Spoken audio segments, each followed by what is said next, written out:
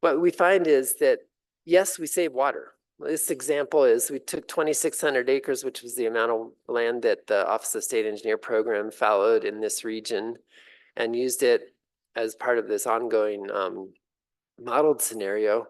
And it didn't change much by climate scenario for low, medium, and high climate. The three different scenarios here, but it did change some. The difference between water saved and income lost was different for the crops, and it was the biggest difference with alfalfa. That means you can actually save more water with less of an economic impact because it doesn't affect all the processing and production facilities like it does with cotton and chili. So this is getting into the, well, hopefully not weeds, but getting into the very details of this system to actually find out, oh, we can actually inform policy by saying if we want to do fallowing, we're going to look to alfalfa as a way to have both sustainable water resources along with saved water and retained agricultural economy. So this is just an example. I still have some time, so I'll mention this. Using the same systems model of this region, we heard a lot of interest in increasing groundwater storage by using these fallowed lands for flooding. So people might have heard of the atmospheric river in California last year when they had a lot of water that they couldn't basically use, even in excess of ecosystem function needs. They went out to the bay and out to the ocean. And there was a lot of interest in getting that water on the landscape to soak into the ground and recharge aquifers. So there's actually a value, instead of buying up agricultural land and just using the water rights for saving water, you can actually have some value if you keep that land in agriculture and use it when there's surplus water or more or sufficient water for flooding and recharge. So anyway, we went through the system model analysis and found that you can get increased aquifer storage, but you need the participation of the farmers and ranchers, and you need the continued experimentation to basically figure out better techniques for using the landscape and infrastructure for recharge. So I think I'm going to flip now to just a few specifics, talking about those all the students on the ground taking detailed data. We got some interesting results from a few studies where we were looking at recharge and water budgets. And one of these is have a dual irrigation strategy where you use surface water for flooding and you use groundwater for drip. And again, this is a very kind of detailed example, but you can save 20 to 35% of your water if you go from flood to drip. This is for pecan orchards, based on studies here at the Leyendecker farm at NMSU and also with our collaborator farmer fields. But you get less recharge. So if you flood your field, you're going to get 13 to 52% of that water soaking into the ground and going back to the aquifer. So you're not wasting it. You're just saving it in the aquifer for later. And if you use drip irrigation, you might even get 4% depercolation, but not very much. So you balance efficiency with aquifer longevity. And by having a dual system where you use surface water to flood irrigate and groundwater to drip irrigate, you get the best of both worlds. And it's one of these kind of magic things where some science can actually inform policy that's good for everybody. Quick example, there's a lot of options out there for efficiency. This is one example. We have a study looking at pistachios. They get the same yield per acre in terms of money, economic returns as pecans, but use a lot less water because they're from a very arid region. Their origin is a place where you have drought. You can have really stressed pistachios. So let's figure out ways to use those as part of our crop mix. So we have these real specifics with a lot of student research to figure out some of the water budget details. This is in collaboration with Dr. Bowser and others out of engineering, with Richard Hiram out of ACES, that's our Agriculture, Consumer Environmental Science College, and even Chris Brown out of Geography, which is in Arts and Sciences.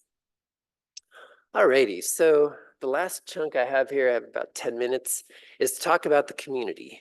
And I'm gonna jump right to Rio Hondo. This is a place we've been working for a while. It's up north. It's a acequia irrigated, these earthen ditches that were dug 400 years ago and irrigate the landscape and also provide water for animals, for even recreation, aesthetics. We had a lot of conflict in 2018. This is slide 18 to remind myself. And it was really unfortunate because snowpack had melted off early and there was not sufficient water in July of that year for all the irrigation needs of this Rio Hondo community. It's near Taos in the Taos Valley. And there was a community meeting where the arguments raised to the level very close to like physical altercations about the distribution of water. And it turned out that the main problem was this water sharing agreement that divides the water between these three different communities within this Rio Hondo Valley. And they didn't trust that each other was diverting the right amount of water for this water sharing agreement. And part of the problem was, in order to verify their shared water requirements, they had to all, the mayordomos, the kind of irrigation managers of the local acequia, had to go around every weekend, find a time they could all meet and all go to all the sites to make sure they were diverting the proper amount of water for this water sharing agreement. And it was an insurmountable challenge because they would not be able to meet, and then they would have mistrust, and that led to conflict. So we had a grad student, Lily Conrad, at the time working in the community, and they just wanted something where they could see the amount of flow in the river and the ditch and the acequia. So we actually came up with this very simple technology. We measured the flow in the river and the ditch and the diversions. We put it on a simple application where they can look at their phone and see what the flow is. And now it's like a miracle. They have a group of all the acequia irrigators who are working together in one Rio Hondo acequia group, and they just look at their phone. They all get the same data all the time, and they have reduced conflict, increased trust, and improved their water management. So the idea here is, if you get the needs from the community and you use your science to meet those needs, you can really have effective solutions. And I guess I'm gonna probably have to brush over some of these slides, but we had some part of the Office of State Engineers 50-year water plan process. The Water Institute sponsored some community conversations for different hydrologic regions, for tribes and pueblos, for acequia irrigators. And this example is from the Lower Rio Grande. We showed them those water budget details from our statewide water budget. We had this community meeting about their values and visions for the future.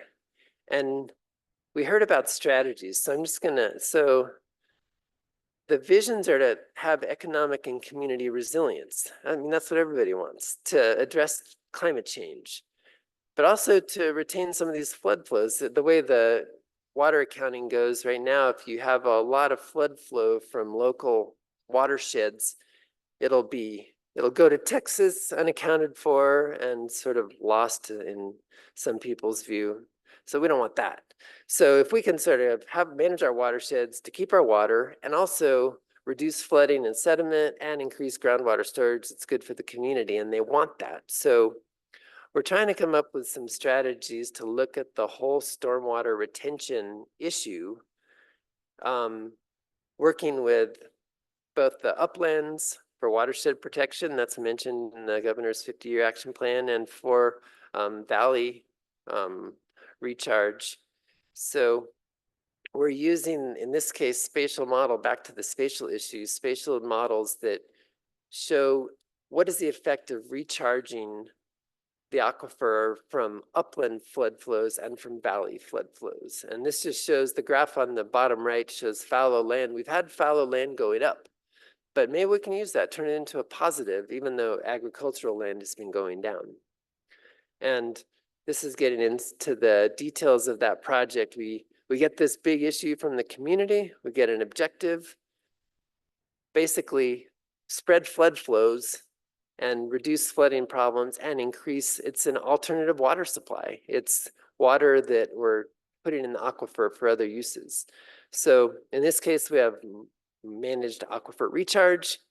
And this picture is really hard to see, but it shows scenarios of spreading flood flow from the arroyos and uplands into restored watershed retention and valley field spreading. And this is basically our future work here. We've actually learned we need to work with the irrigation district, with the local ranchers, with BLM, the communities to figure out some of the modeling to implement this. So there's a lot of kind of hydrologic modeling that goes into this, but it's based on these community needs, and we expect it'll be successfully be implemented. And the last point here about the bigger system, we have a multinational issue here. A lot of these watersheds are shared between different groups. In the case of the Lower Rio Grande, we're shared with Mexico.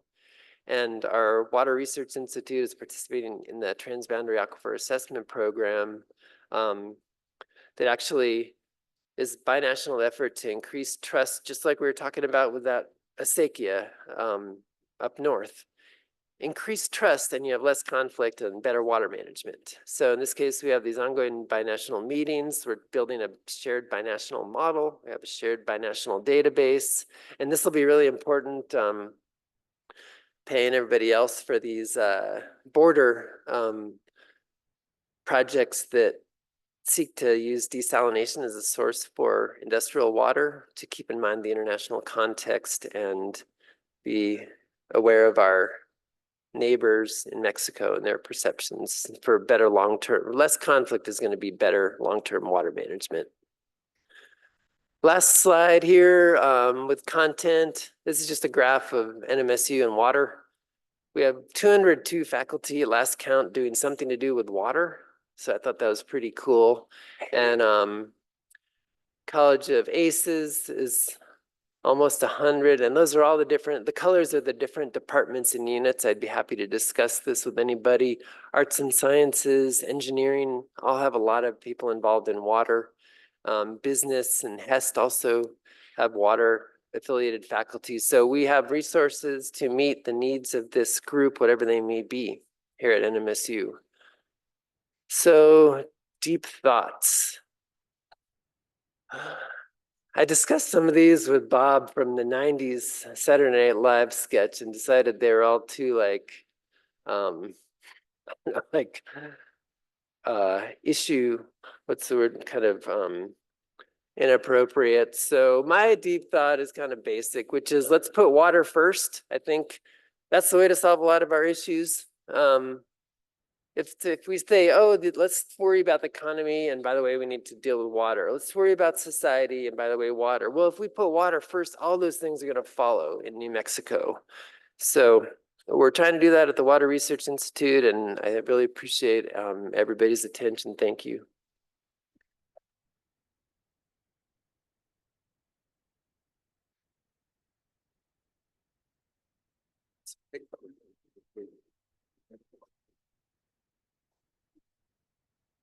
Thank you, Sam. I think he reiterated what I said when I made my presentation this morning, that New Mexico State University is certainly on a research, teaching, and service perspective, putting water way at the top of our priority. So with that said, it is now 1:20. We have about 10 minutes for you to relax for a little bit. I would ask that the panelists for the Science at Scale Lessons Learned from Pilot Projects come up to the podium at 1:25. We will start at 1:30 with the first afternoon panel.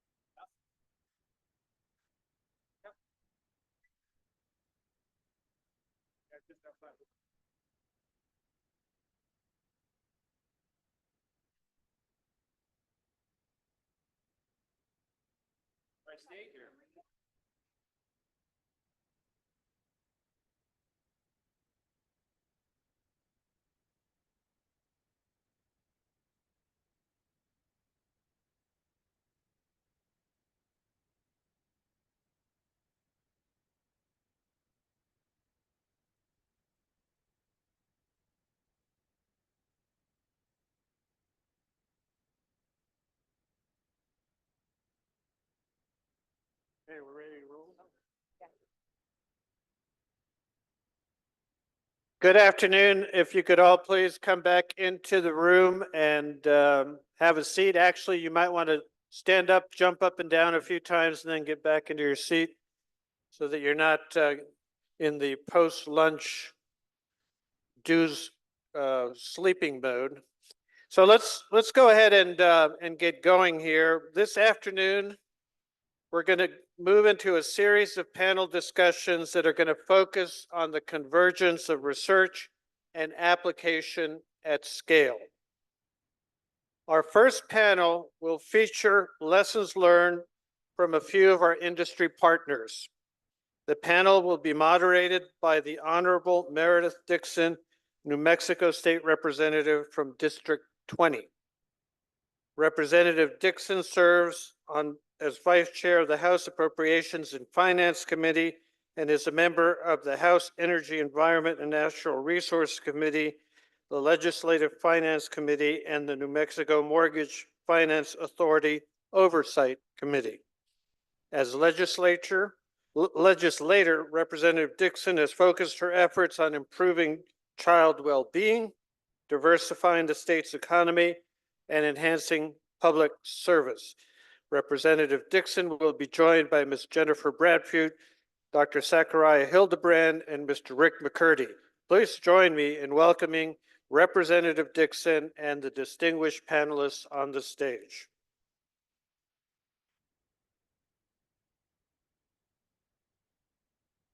Ooh. Okay.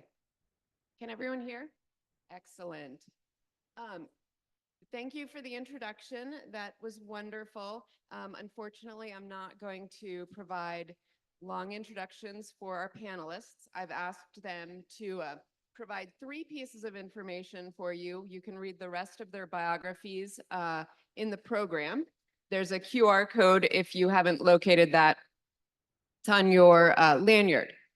But our panel, what we've decided to talk about is essentially what you've heard, but we're going to try to provide a little bit of a Venn diagram for you and talk about the intersection of policy, infrastructure, and technology.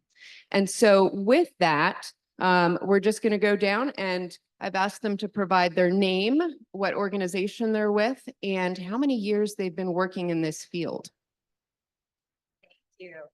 Let's see, is this on? Can you hear me? Thanks. My name is Jennifer Bradfute. I'm with Bradfute Consulting and Legal Services, and I have been working within the industry for about 14 years now. My name is Zach Hildebrand. I'm with Infinity Water Solutions, and I've also been in this space for 14 years. Key number 14. And I'm Rick McCurdy. I'm Vice President of Innovation and Sustainability for Select Water Solutions. And I guess I'm the old man on the panel. I've actually been in this industry for 44 years now. And while we're all here talking about what we think is a pretty recent topic, I've actually been looking at potential beneficial use of water outside of produced brine for almost 20 years now. Rick, you just jumped ahead to one of my questions.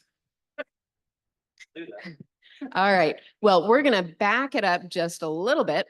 And we're going to start with Jennifer. If you could tell us, you mentioned your consulting, but how did you get involved in the Produced Water Act? And can you give us a little bit of background on that?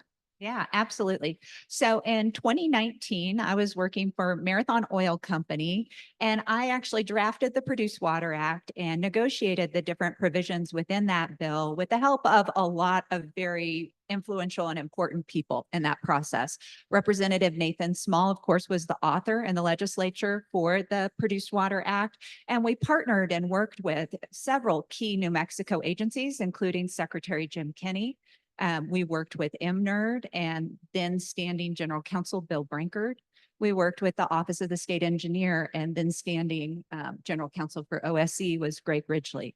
And we had a lot of input from key stakeholders. It included partnership with environmental groups. The Environmental Defense Fund was instrumental in creating the Produced Water Act. And there were numerous calls throughout that session where we all partnered together. And that is what made that piece of legislation so successful in watching the years following the passage of that bill, is that it had key influences from environmental stakeholders, from industry stakeholders, from our regulators, and everybody came together. And the reason why we came together is because the number one purpose in that piece of legislation was to save freshwater resources for freshwater uses. And so it was all about water conservation. Now, as we've started to move forward, we're seeing other important pieces that were parts of the Produced Water Act, such as looking into ways to use treated produced water in the future. Great. And so looking into ways to use treated produced water, are there other sort of tangible milestones that we could talk about? I think it was the Produced Water Consortium sort of born out of the legislation. There's a separate piece of legislation in 2019 that actually created the process for NMSU to enter into a memorandum of understanding with the Environment Department. And that was the genesis of the consortium that as it stands today. And the consortium has done so much. If you look back since 2019 to today, it's just been a few years. And now you have a fully functioning scientific arm looking at how do you look at research treated produced water to make sure that effective water standards can be put in place. New Mexico has taken the lead in this space, and it's something that our state should be very proud of. It's something that I'm very proud of as a New Mexican.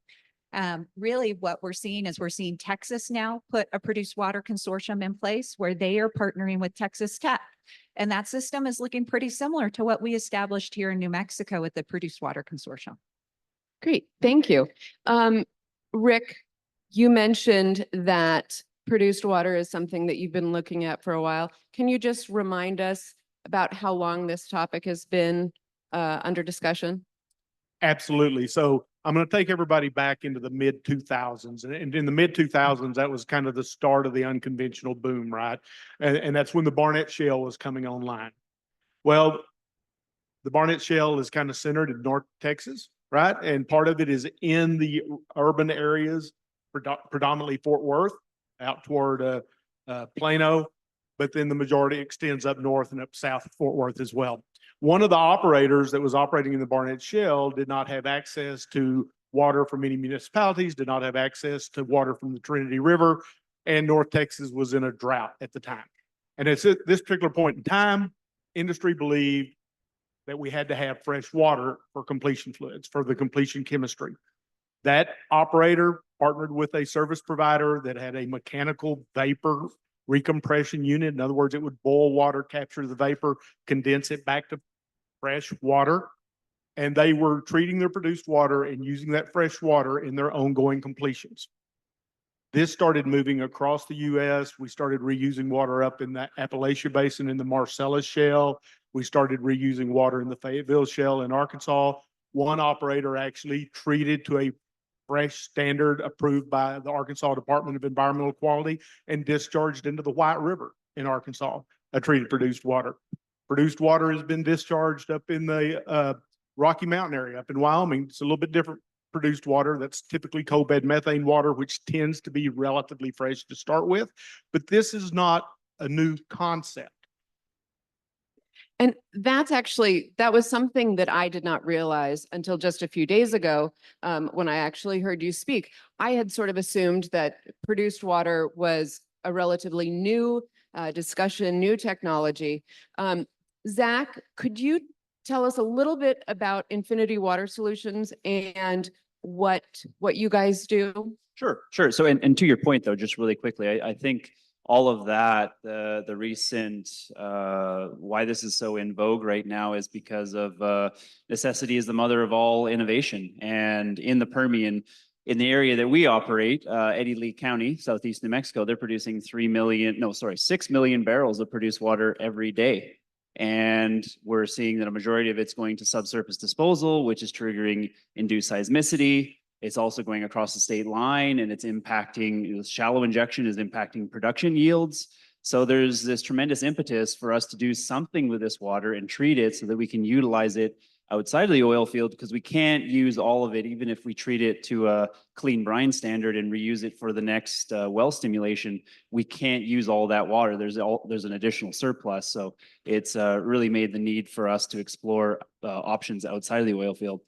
So at Infinity, we are located, we have a network of facilities in Eddy Lee County. We have some operations in Big Spring, Texas. But we primarily treat and repurpose raw produced water into a clean brine standard, which our industry colleagues can reuse as a replacement for fresh water. So you've alleviated the stress on freshwater resources, you've repurposed this water, and you've kept it in the water cycle as opposed to disposing it into the subsurface. And Zach, do you guys use a closed loop? Or can you expand on? Yes. Because yes. I feel like that's So we have a kind of an interesting business model where we have treatment, staging, and then distribution. So basically, for every barrel that comes into our facility, we are going to skim it for any residual hydrocarbons. So there's value there. Then we're going to treat it to the clean brine standard. We are then going to store it. We currently have 3 million barrels of storage, but as we build out throughout the rest of this year, we hope to have 30 million barrels of storage. And then when our clientele calls us and says, hey, I need 1.5 million barrels to go 7 miles northwest of here, we then transfer it up to them for use in as source water. great. Thank you. You have both mentioned, Rick and Zach, sort of fresh water and bringing produced water, treating it to certain standards. If we could just back up for everyone on what the different types of water are. And I'd like to start with Rick, because I thought you had a nice little breakdown. Yeah, so when we start talking about it, and please forgive me if I'm talking about treating produced water and gathering fresh water out of it, because I realize there were probably some that would argue about, well, that's not really fresh water, but I'm just going from an overall salt content of the water. Now, the definition of fresh water can vary from state to state and may or may not agree with what the US EPA says it is, but generally speaking, usually that means it's about 1,000 milligrams per liter of total dissolved solids or less, generally speaking. You get between 1,000 and 10,000, now we're talking brackish water. And then 10,000 to 35,000, now you're getting into saline water, and 35,000 is typically where seawater is at. And you get above 35,000 and you're talking hypersaline, which is where generally most produced water falls in that. From a potable standpoint, even though 1,000 is considered fresh, typically potable somewhere around 500 milligrams per liter. I grew up on a small farm outside of Midland, Texas. Trust me, our well water was not 500 milligrams per liter or less. Thus, the Ozarka truck showed up at our house every other week and dropped off 5-gallon bottles of water. But that's kind of where we're at. And so that's something important to keep in mind. When I'm saying that we can recover some volume of fresh water, that's what I'm saying, is we have treatment processes in place that can easily get us from produced water to that 500 milligram per liter status. And as you heard mentioned this morning, adding additional post-treatment to that can take us far lower than that. And I'd just like to add a quick thought. I think that's really underscores the genius of the strategic water supply, in that what it's trying to establish is, yes, the technologies exist to treat any grade of water to a variable standard for variable applications. And so if we can work with the private sector to understand what their water quality requirements are, and then we can fit for purpose a specific water, and get it to them in an economical fashion, I mean, that's an ideal situation. And again, it's going to relieve the reliance on freshwater resources, which we need to use very, very last resort. I mean, I think you said it at the last conference we were at, brackish water is there which we can use standard reverse osmosis, nothing super fancy, then we can transform that into potable water. But we've got produced water here as well that can be treated with various technologies to transform into different grades of water. So let's start with produced water, preserve our brackish water, or maybe explore brackish water, but at all costs, preserve our fresh water. And Zach, Rick mentioned the drinking water that he had access to growing up. Can you provide us with a comparison, for those of us? Well, so fortunately for Rick, he lived just outside of Midland. You didn't live in Snyder, Texas. That's really, really horrendous water. I started in this space exploring the environmental implications of oil and gas development, and my group has done some of the largest groundwater reconnaissance analyses. So I sampled all of those wells, thousands of wells across Texas, Pennsylvania, and Wyoming. And so I've stayed in every substandard hotel and drank all the gas station coffee. In rural communities, a lot of folks are not drinking what we in the major metroplex cities would characterize as potable water. It's hard water. It has a lot of solids in it. It's going to have residual bacteria. But when we talk about things in the context of municipalities, and this kind of relates to produced water as a whole, there's a lot of concerns as we move towards treating and repurposing this water to a freshwater standard. And Dr. Young here is doing some phenomenal work, as all the folks at New Mexico State. As a UTEP guy, I may spontaneously combust in saying this, but NMSU is literally the world leader on this in the science, world-class folks. And so we're very, very fortunate to have them here. Yep. So I am no longer going to be invited back to UTEP alumni events after this. Back to the main point, though, if we're concerned about treating all the unknowns in produced water, we really need to apply that to our drinking water. And some of the research, I've had the good fortune of working with Dr. Zhang with her toxicological measurements, and we would collect samples in the chemistry building at the University of Texas at El Paso, and my home and my colleagues' home in Arlington, Texas, thinking that these are control samples that aren't going to have contaminants and aren't going to be toxic. And that couldn't be further from the truth. So again, there are companies, private sector entities, a lot of research being done showing that we can treat the worst of the worst produced water, which may have 15% salt and hydrocarbons, metals, minerals, all kinds of stuff in there. We can treat that to a cleaner and less toxic standard than drinking water in major metroplex cities, which gives me a tremendous amount of hope for that entire paradigm moving forward. That is wonderful. Yes. Jennifer, I want to sort of take that. Zach also mentioned different standards for how water can be treated, but what are some of the uses? And then I'm going to come back to what the different standards mean. But can you tell folks what some of this water might be used for? Yeah, absolutely. So following the passage of the Produced Water Act, and while we were negotiating the Produced Water Act, it was always the intent to start with closed loop application.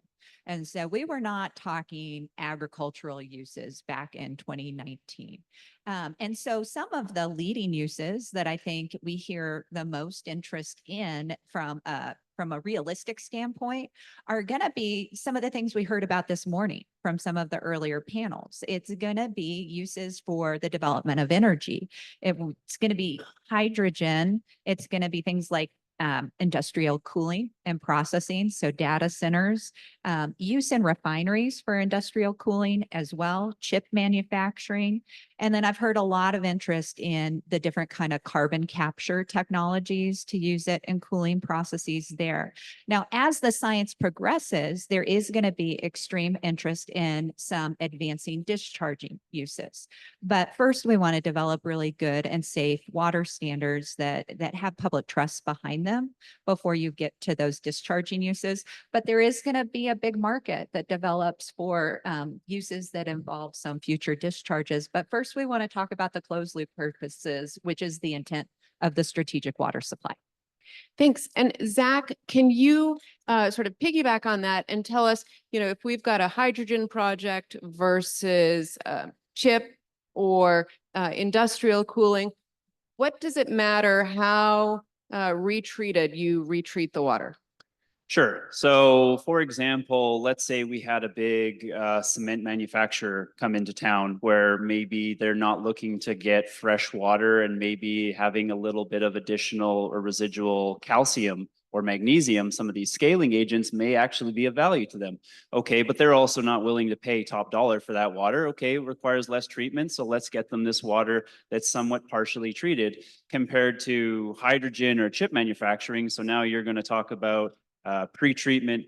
The other Dr. Zach, the intelligent Dr. Zach, Dr. Stroll covered this very well, where you go pre-treatment, desalination, post-treatment, then deionization. You're going to need ultra clean water. They're going to be paying a pretty penny for that. That's a much more refined commodity. So where the strategic water supply, I think, is really outstanding is it's like providing, it's like a matchmaker. It's like, what do you guys need? What can you guys do? Okay, let's put you together and let's be, I mean, this is the spirit of resourcefulness. It's the epitome of resourcefulness, in my opinion. So I think there's going to be all kinds of operators looking at different specs of water. They're all going to have their own idiosyncratic requirements. And that's going to put an onus on us in the treatment space where, okay, yep, I might not be interested in going all the way to deionized for you, but this guy over here we got a perfect spec for you and we can do it for a cost-effective way.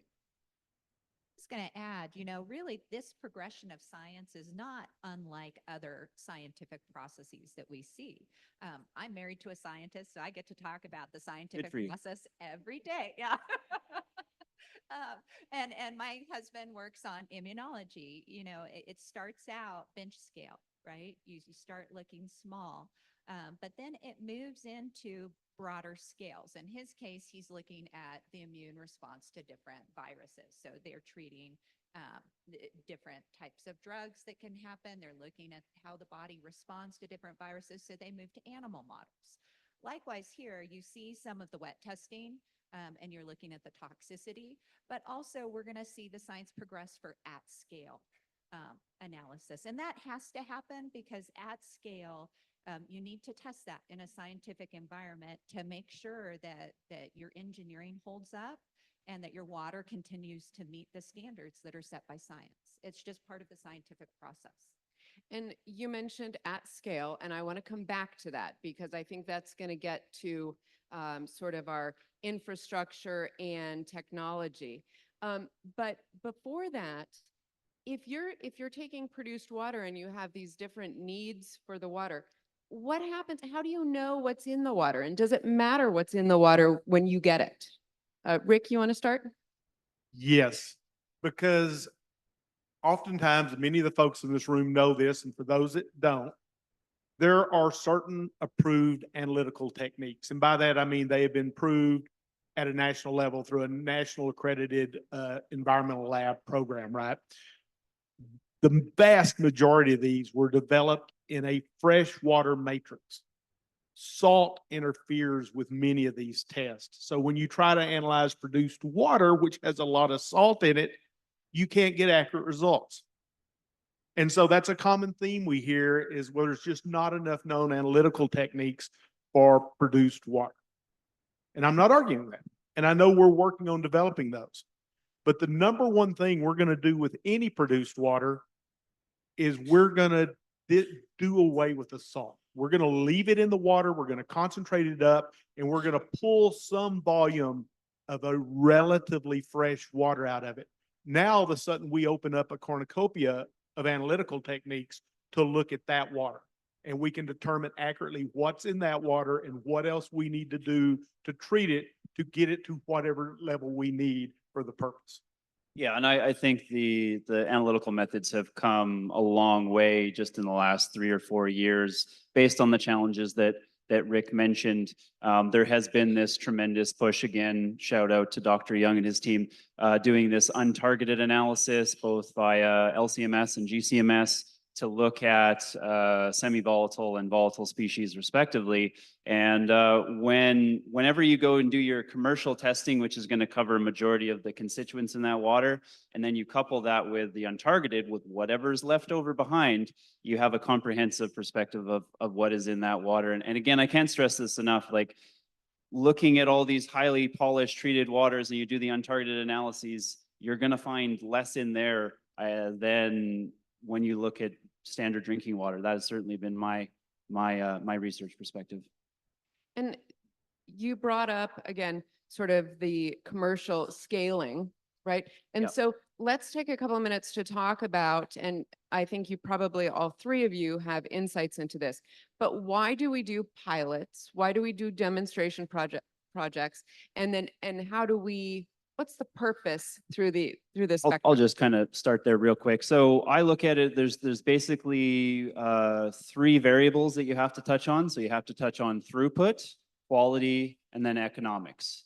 And so I would like to think I've seen a majority of the technologies out there. I get invited to everyone's garage where they have, you know, the next best thing, right? And so we're usually starting at what would be called a benchtop scale. You touched on this. We're doing a barrel a day, and the water quality is phenomenal. And what are the economics? I have no idea. Okay, let's progress now to a 25 barrel a day system. Water quality is still tip top. And now I have a rough understanding that this is $3 a barrel, which would be cost prohibitive. And then now we're progressing to, hey, can I do 100,000 barrels a day? Because there's so much of this water while maintaining those water specs, while also doing this for less than $1 a barrel. And that's the evolution of that process. Okay, I'll jump on there and add a little piece to that, because we talk about pilot units, and pilot units come in all shapes and sizes. And Zach just kind of alluded to that, right? They're typically what we refer to as bench scale pilots. These are often done in a laboratory environment.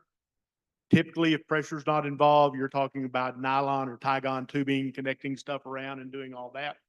From an engineering standpoint, it's hard to go from that system, if that system's handling 2 or 3 liters a day, up to now I want to build a 5,000 barrel a day system. Because now things come into play where we're going to put 8-inch stainless piping in place. And how's that going to affect the performance and the economics of this? So bench scaled gives us proof of concept. Yes, this will recover some volume of a clean water out of this brine. The next step we need to go to, typically we refer to as field scale pilots. And they can be various sizes.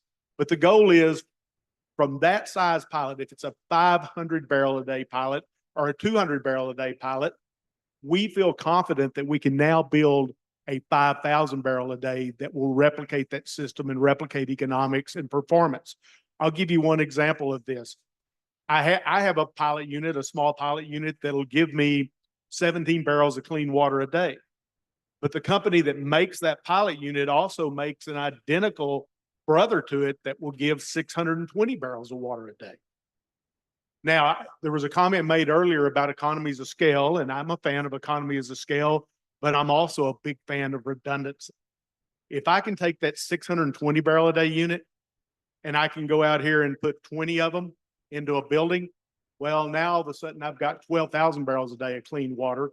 And guess what? If I need to pull one of those units offline or there's a problem with it, my throughput capacity only shrinks by a couple of %. And I keep going to, whereas if I've got 3 10,000 barrel a day units and I have to pull one of them offline, I just cut my capacity by a third. So that's the difference. And that's where we're at now as an industry. We have moved up to those bench scale pilots, and that's what's being tested now. And so we're confident that from that, we can get the performance and step up to a larger system should we desire it.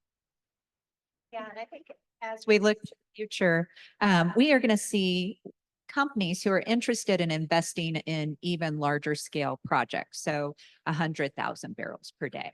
And in order to be ready for that type of a future, you do need to run some fairly large scale trial projects. You need to run your engineering to the max, and you need to see what happens, you know, how far can you take your membrane equipment?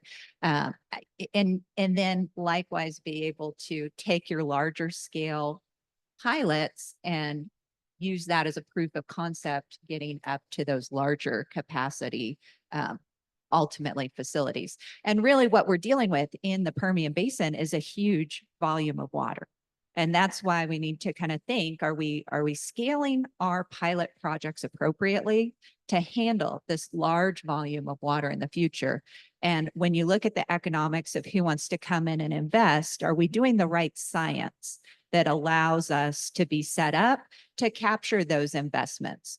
Or is the science going to be done somewhere else in another state where the investment looks more attractive over there? And so it's really going to be the states that set themselves up for the large enough scaled pilot projects to capture the interest of investors as we move forward. Speaking of investors, Zach, I believe I read maybe in the Albuquerque Business Journal that Infinity was preparing to make a large investment into New Mexico and your operations. Can you talk a little bit about that? Okay, so I'm just a humble scientist. Anything, I only know how to spend money, not how to make money.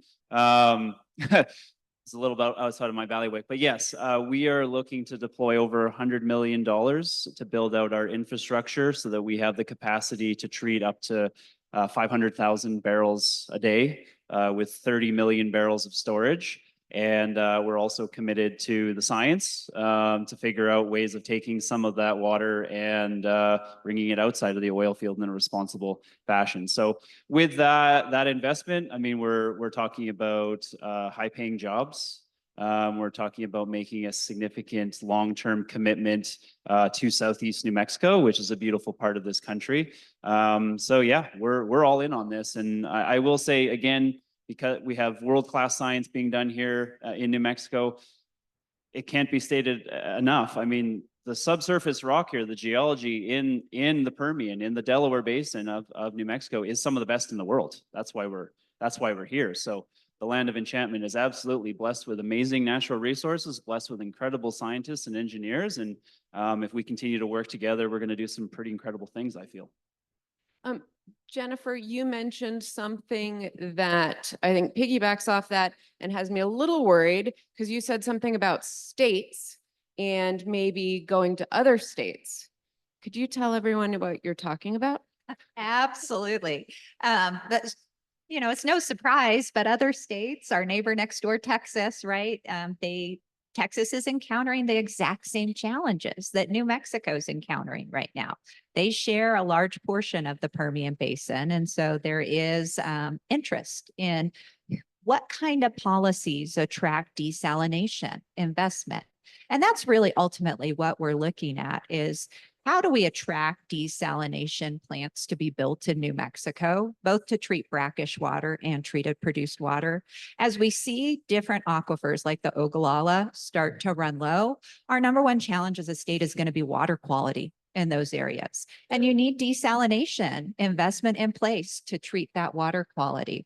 And so our policies as we move forward right now, we have an opportunity because there's a lot of interest in desalination. Due to the development in the Permian Basin. And so with that opportunity, how do we capitalize on creating more desalination infrastructure within parts of the state so that we can capitalize on this major resource that we have right now? But other states are looking at it too. And collectively, we should learn from one another. Yeah, and that modus operandi, we're already seeing in action where, for example, operators who don't have as many disposal options in New Mexico as they once did because of the seismic reduction areas, because subsurface injection is causing earthquakes, they are pumping that water across the state line into Texas and disposing of it there, which coincidentally is triggering larger earthquakes and affecting production. So that leads you to believe, though, that is historical evidence that if they don't like the regulatory framework here, they could just go elsewhere, and that would be a shame. Rick, are those mutually exclusive? The sending the water to Texas and the seismic activity. I'm just wondering, can New Mexico can we have it all? So yeah, let's back up just a step because we were talking about capital investments in these larger systems, right? And I used a number the other day that by and large, a good ballpark rule of thumb, and some are more, few or less. But if you're going to recover 1 barrel of clean water, you're going to invest $1,000 in capital to make that happen. So for a 10,000 barrel a day plant, then I'm going to invest $10 million to $20 million. So it's 1,000 to 2,000, $10 to $20 million for a plant that will give me 10,000 barrels of clean water a day. And Jennifer just said, well, we would need to build a 100,000 barrel plant. Now all of a sudden we jump up exponentially. from a company such as myself, and I'm not speaking for Zach's company, but I'm sure they think the same way. We're gonna have to have a certain amount of assurance and certainty that we have an outlet for that water, because this is gonna be a long-term commitment. So when I go to my company and we go to our board and we say, look, we need to invest $80 million to build out this size scale of this plant that's going to recover this many barrels of water a day, they're going to want to know, what's the contract? What's the length of term of the contract? Are you going to recover your investment during that term? Are there volume requirements? And that is what they're going to make their decision based off of. And so that's all we're looking for. That's all we're looking for, is a certain amount of, without that assurance, without that certainty, that investment's never going to be made. Jennifer, can you talk a little bit more about that, and how the policies could support providing industry with certainty and security? Absolutely. So back in 2019, if we kind of take ourselves back in the time warp, there was uncertainty about using recycled water in oil and gas operations. That was the point of conversation. And so the question was, how do you create legal certainty regarding possession of the water, the ability to retain proceeds, the ability to transfer liability so that you can encourage investment? That was all identified by industry. Honestly, like those were the hurdles that industry was talking about and saying, this is why we've got to put our water down whole, and I can't give it to another company to use in their operations. Likewise, now going into this new era where we're looking at treated produced water, we need to look at those hurdles and say, how do we create an environment of business certainty while creating all of the necessary environmental safeguards? That's our challenge that's in front of us. And it's a very achievable challenge. The United States is not the only nation that handles produced water. We can look at international models. And a lot of times what they're looking for is, how do you provide a long-term contract assurance that a desalination plant can operate in an area for 15 or 20 years, recoup its investment, and have an outlet, places to put its water other than downhole. Well, we know we've already got a very well-established customer base for treated produced water, the oil and gas industry, right? So we know that the oil and gas industry can handle a part of it, and that industry can continue to handle. So co-location while you're doing your sound science and you develop it with at-scale pilots. Then you want to move into your other uses, which is the goal and the aim of the strategic water supply. So you're looking for other applications with good water standards. And as the science progresses, then you're going to find more opportunities and other uses for that water, which is, I think, ultimately what industry is trying to find a signal to is the science going to progress where it keeps on progressing, or is it going to be cut short early? Is the answer going to be no, industrial cooling is going to be it? I think there does have to be some sort of signal to the market that there's going to be a market beyond closed loop uses before you're going to see genuine long-term investment within the state. By doing this, will we be saving fresh water for the future? I guess, if Yes. you could, oh, wonderful. Could you elaborate on that, please? Yes. So as it currently stands, I may be off on these numbers. This is ballpark, but I think there's approximately in Eddy and Lee County alone, there's 200 production wells getting permitted each month. And on average, they're using 500,000 barrels of water. Could be from a freshwater source, could be from clean brine. And so if all of that is from fresh water, and you have farmers that are selling their fresh water, in some cases they'll call their water wells, the most productive cow on the plot, so to speak, right? Because that's paying the bills.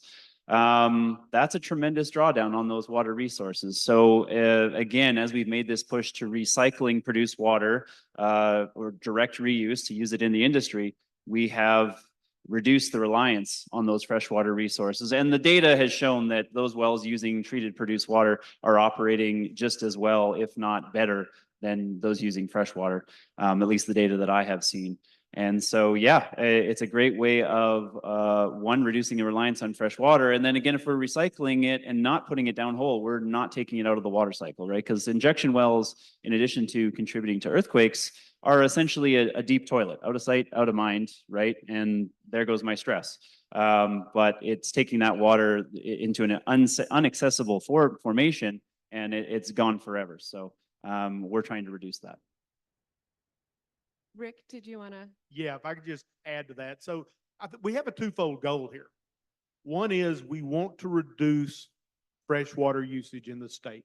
Every bit of fresh water we can reduce allows another gallon for future generations to have and to deal with. But at the same standpoint, the state would like to attract new industry, right? And a lot of times that new industry is labor intensive, or labor, not labor, would be labor intensive, but it's going to be water intensive as well. Several topics were mentioned this morning: green hydrogen production, silicon chip manufacturing. Those are all labor, or excuse me, once again, labor intensive, water intensive. Intensive in general. But we can treat produced water to the quality of water that they need for that. And if that's possible, then that offsets tapping into fresh water supplies to attract those industries. And we can demonstrate that. One of the things that we do in a closed loop system with like that, if we can demonstrate that, then that generates more and more data that NMED needs to evaluate potential future uses. But we need to generate that data. Now, I wanted to mention this earlier. I'm going to mention it now. You've heard several times today, ultra pure water. And many of you in this room probably understand what that means. And for those that don't, it'll typically be referred to as 18 megohm or 18.2 megohm water, which is a measure of its resistance to the current electricity. How many times have you watched a murder mystery on TV and there's somebody taking a bath and they've got their eyes covered and the killer sneaks in and he grabs a toaster or a hair blower and he plugs it in and he drops it in the bathtub and it fries whoever's in the bathtub? The reason for that is because there's enough salt in that water to conduct that current throughout it. Unless you bathe in ultra pure water. Now, if you have ultra pure water, you could literally stand barefooted in a kiddie wading pool and I could drop that toaster in and you would never feel it because there's not enough salt there to conduct that electricity. And later on during the refreshment period, I'm looking for volunteers to prove out this theory. You first. I really do learn something new every time. Jennifer, we're talking about saving water for other uses by being able to use the produced water. How does policy intersect with this? Yeah, absolutely. So, I mean, policy incentivizes investment in the technology that is put in place so that you can replace current where fresh water is currently being used with other sources of water. That's why you see so much interest in brackish desalination right now, right? You want to go in and treat the brackish water so that you can use it for your solar panel manufacturing processes, for your chip manufacturing processes. Likewise, with treated produced water, I mean, that's the whole aim of what the oil and gas industry has been doing since 2019. They have been recycling produced water and reusing it in their operations so that they can stop using fresh water. Prior to 2019, that some of that use was occurring, but not as much as what's occurring today. So it's those policy choices of how do I incentivize and clear those hurdles so that folks want to come in voluntarily, and they will because they did after 2019, and start to invest in ways to replace those fresh water sources with treated produced water or desalinated brackish water. Great. I personally love the intersection of policy, technology, and infrastructure. It's fascinating. It's a wonderful Venn diagram. I hope you're all drawing it in your mind. Is there anything that we have sort of failed to hit on in this conversation that you want to highlight? Rick, I feel like you're thinking. Yes, because I think there's one thing that we haven't really talked about today, and that is where we have produced water available and where it may be needed. There were a couple of great examples given this morning by Dr. Stoll about the facility in Las Lunas and the facility in Rio Rancho. Well, I did a quick check, and roughly, if we said the nearest good volume of produced water was near Carlsbad, that's 275 miles away. Large diameter pipelines on average cost somewhere between $1 and $2 a mile to construct. So now we're looking at $275 to $550 million if we wanted to build a pipeline to move the water from, treat it in the Carlsbad area and move it up near Albuquerque. Obviously, that's a huge hurdle there. So we either need to figure out a way to where we can attract those industries closer to where the produced water is, or we're going to have to find investments for these large diameter pipelines. And Jennifer, you actually, I think, mentioned co-location. I think co-location is going to be a big piece to this puzzle right now, especially as you're scaling up the science. And so finding projects that can be closer to where produced water is produced from is going to be a huge part of this, but also science. As the science progresses and you want to run trial projects at scale, you want to locate those closer to the oil and gas facilities where they're located, because your known outlet for that water, if your pilot doesn't go as planned, which is we should not plan for science to go right 100% of the time, right? Then it's not science. So if you're really conducting scientific experiments, you're going to need an outlet for that water, and the oil and gas industry is your current outlet for that water in those at-scale pilots. So co-location for at-scale treatment pilots is going to be absolutely crucial. Yeah, and I would just add to those two sentiments there that, I mean, there's a well-established linear relationship between GDP and accessibility to fresh water of various countries. And so if it turns out that in the energy plex of Eddy and Lee County, New Mexico, that we can produce this ocean of treated water, this ocean of new fresh water from an alternative source, then I believe that's going to correlate with economic opportunity, and that's going to be the impetus for people to move there. And it's going to completely revitalize that region. So I'm excited for what the future holds. Wonderful. I believe that we have a couple of minutes. How do you want us to proceed?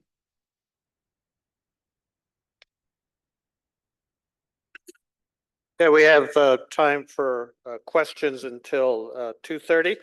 But I did want to say that I just got a text message from our Director of Environmental Health and Safety, who wants you to know that you are not allowed to conduct the toaster in ultra pure water experiment on NMSU campus property. So please.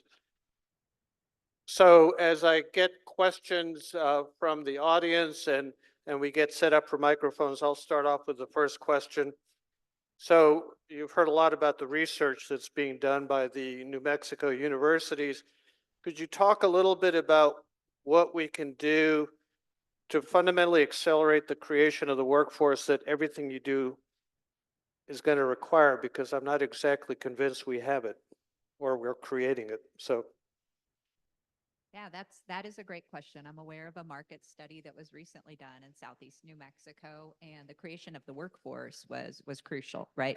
It's location of your end uses for the water, but also making sure that you've got that science-based workforce ready to go in those areas. And so I think investment in our colleges and universities is absolutely crucial. We want to invest in our STEM programs, in our science base, and we want to encourage New Mexicans to fill those roles, because they are going to be high-paying jobs as we move into the future. Well said. I don't have anything else to add to that. Well, I'll add a little something to it, because while we do have some great systems in place for like water and wastewater certification programs, this is going to be a little bit different animal, right? Because most of the things that industry is looking at now typically are some sort of thermal process, particularly for the higher saline brines. So now we're going to have some temperature, we're going to have some pressure involved. Trust me, these are going to be highly automated, highly monitored systems, but you're going to need to have people on staff that understand how to safely work on the systems, how to safely take one piece of the system out of place to repair it, and also how to monitor it and react to alarms and stuff like that. So that workforce by and large, if you go back up into the Northeast, and I mean the Northeast US, well, now you can get into areas where they're doing boiler training and things of that nature, but we don't have a tremendous amount of that here. Okay, I lied. I do have something to say. So it's not just water treatment, it's not just logistics, it's not just construction. Actually, the produced water field actually has tremendous opportunities for the computer nerds of Silicon Valley as well. And we're seeing a lot of machine learning, artificial intelligence coming into the energy sector, allowing us to make very, very effective data-driven decisions that we wouldn't normally be able to make. So there's a little bit of something for everyone here. Do we have questions from the audience? If we don't, I can pose a final question to our Absolutely. panelists. Please do. Okay. All right. So we'll go ahead and wrap up. And what I would like to ask each of you is, what is the key takeaway that you would like for the audience to walk away from this panel with? The key takeaway that I'd like the audience to walk away with from this panel is identification. We need to identify what the policy gaps are as we move forward. And that should align with identifying gaps in the scientific questions that we're asking ourselves here today. And so I'm a big proponent of science should match up with policy.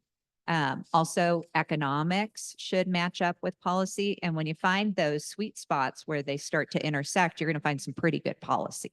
And so that would be my takeaway for today. My takeaway would be there's considerable volumes of water we're talking about here, which come with considerable opportunities. And the only thing, in my opinion, precluding us from using these resources to their fullest, it's not technological, it's not economical, it's more legislative and regulatory. And we work together and we get that cleared up, then the land of enchantment is going to be exploding with opportunity. And so I'll leave you with two things. Number one is this can be done safely. We are proving that every day. The research consortium is providing data that shows it can be done. So we know this can be done safely. Our friend Zach mentioned this earlier, and I'll reiterate it again. I've been part of this consortium since it was stood up in the fall of 2019. I also represent my company on the Texas consortium, and I'm also a member of the Colorado consortium.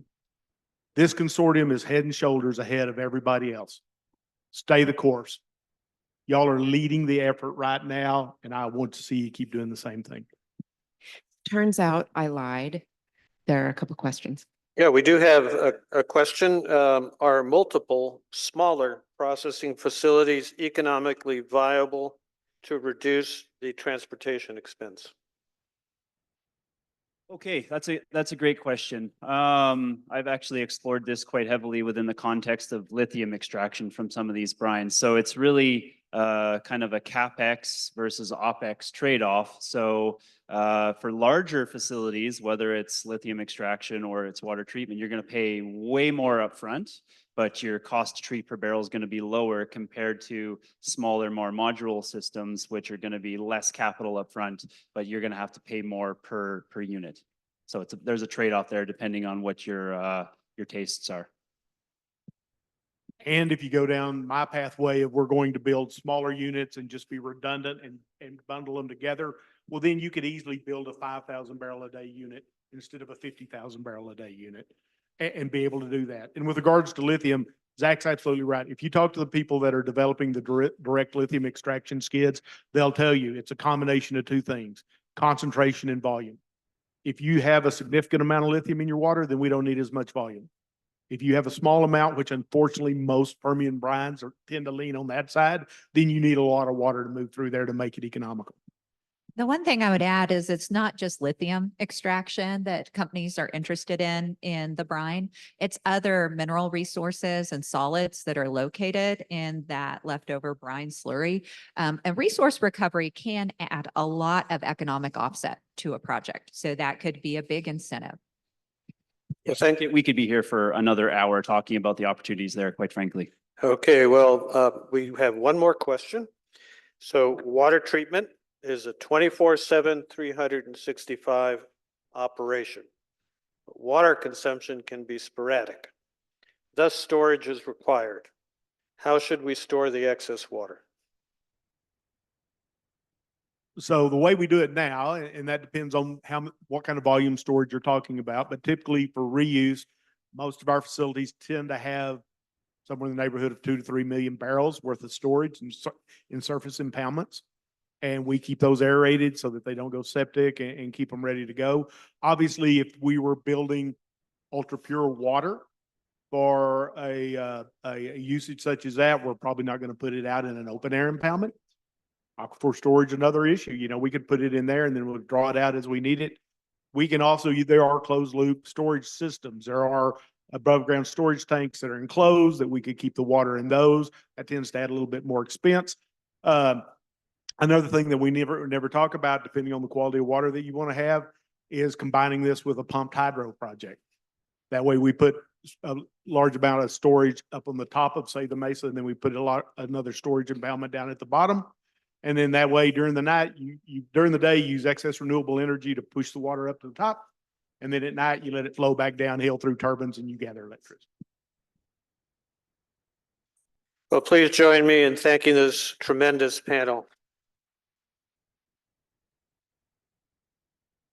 At this point, I would invite the Beyond the Pilot brackish water panel participants to come up.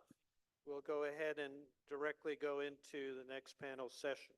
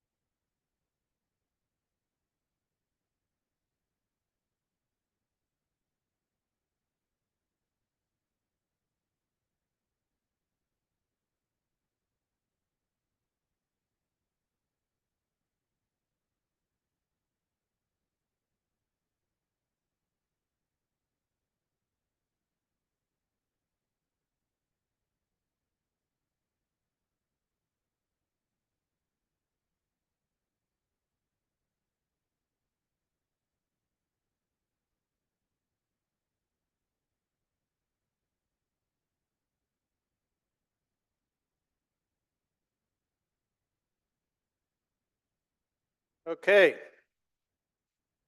Let's go ahead and get started. Our next two panels will feature faculty from the state's 3 research institutions who will share their perspectives on the state of science related to brackish water and produced water research. And I will take this time to let you know, maybe you already know this, but in the last year, the 3 state research institutions in the Health Science Center were over 400 million in research expenditures. And at the rate we're going, I think we're going to hit $500 million pretty soon. So that's great news. Both sessions will be moderated by Secretary Melanie Kenderdine from the New Mexico Department of Energy, Minerals, and Natural Resources. Before joining EMNRD, Secretary Kenderdine was co-founder, principal, and executive vice president of the Energy Futures Initiative, a Washington, D.C. based nonprofit dedicated to harnessing the power of technology and policy innovation to accelerate the clean energy transition. Prior to co-founding the Energy Futures Initiative, she held high-level positions at U.S. Department of Energy in both the Obama and Clinton administrations. During the Clinton administration, she was the primary architect of the Strategic Petroleum Reserve Oil Exchange of 2000, the creation of the Northeast Home Heating Oil Reserve, and the return of the Naval Oil Shale Reserve number 2 to the Ute tribe in Utah, the largest land transfer back to Native Americans in the lower 48 states in over 100 years. In this panel, Secretary Kenderdine will be joined by not Dr. Peju, Dr. Stoltz, Dr. Van Romero from New Mexico Tech, and Dr. Bruce Thompson from the University of New Mexico. Please join me in welcoming our next panel to the stage.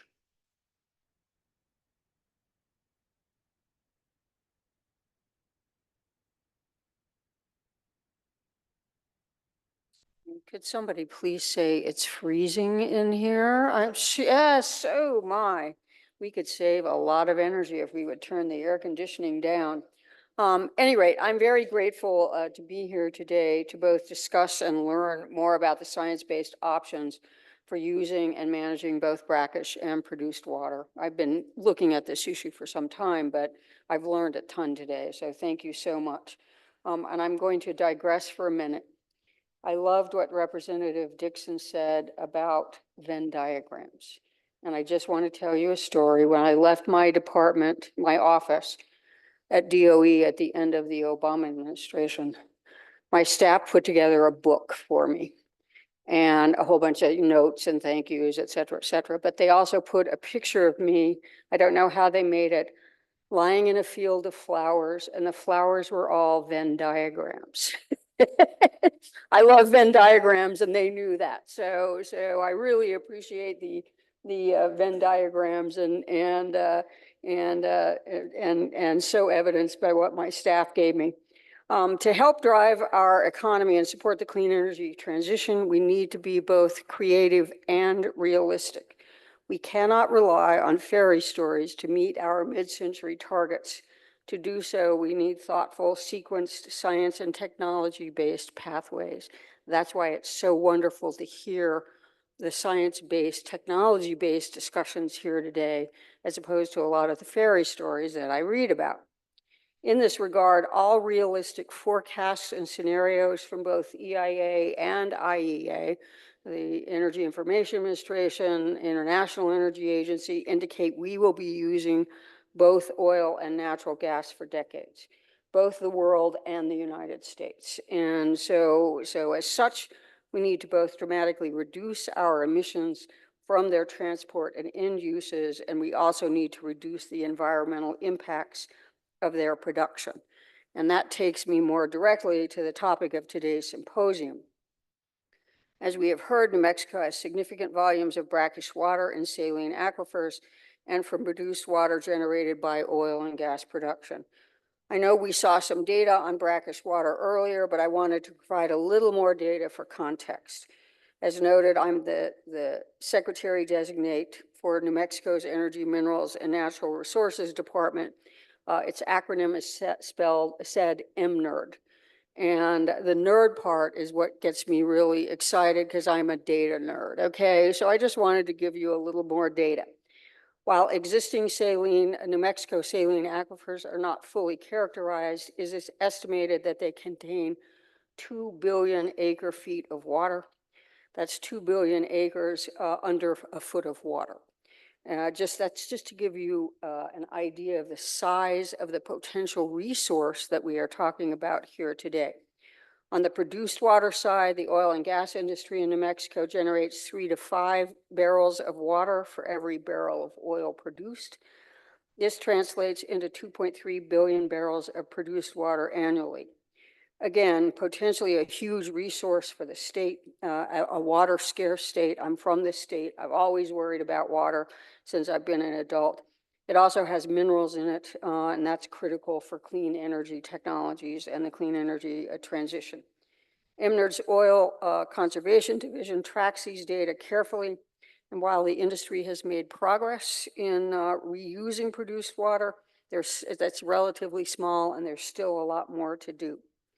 So I'd like to turn to our panelists. I'm going to ask them to introduce themselves and say 2 to 3 minutes of what their views are on some of the issues, which is taking these technologies that we're talking about from the pilot, and I think some of them are even earlier than pilot. It's the R&D stage, taking them from pilot stage to the demonstration and deployment and diffusion stage, which we really, really need in a relatively short time frame.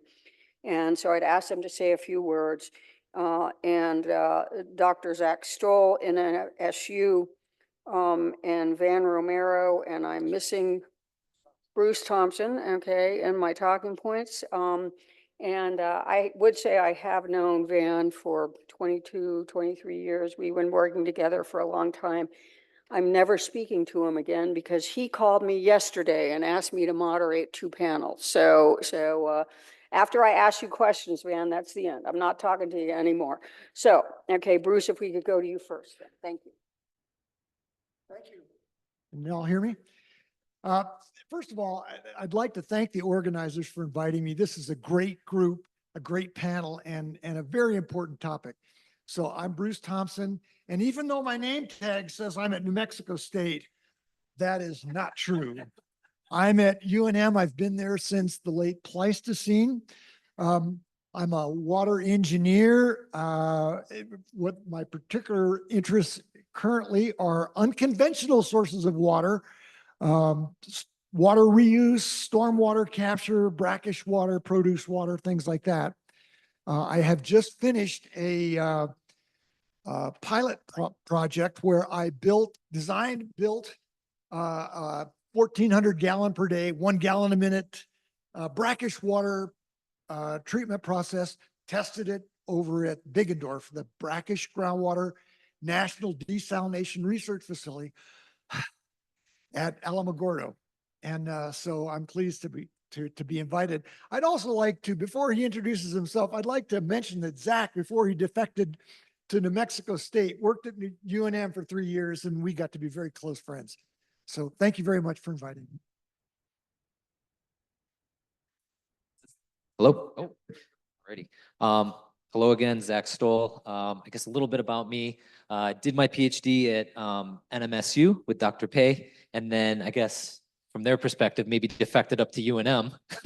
And I worked with Bruce and Dr. Carrie Howe before, and then after that, I just did this kind of whole New Mexico State stint. And so I worked at Biggendorf or Bergendorf. I can tell which side of the aisle you're on there, Bruce. I know Mike's on the Bergendorf side on how you pronounce it. But I worked at Bergendorf for a couple of years and then worked for the Department of Energy at the National Alliance for Water Innovation at the Desal Hub before coming back to New Mexico State as a research engineer.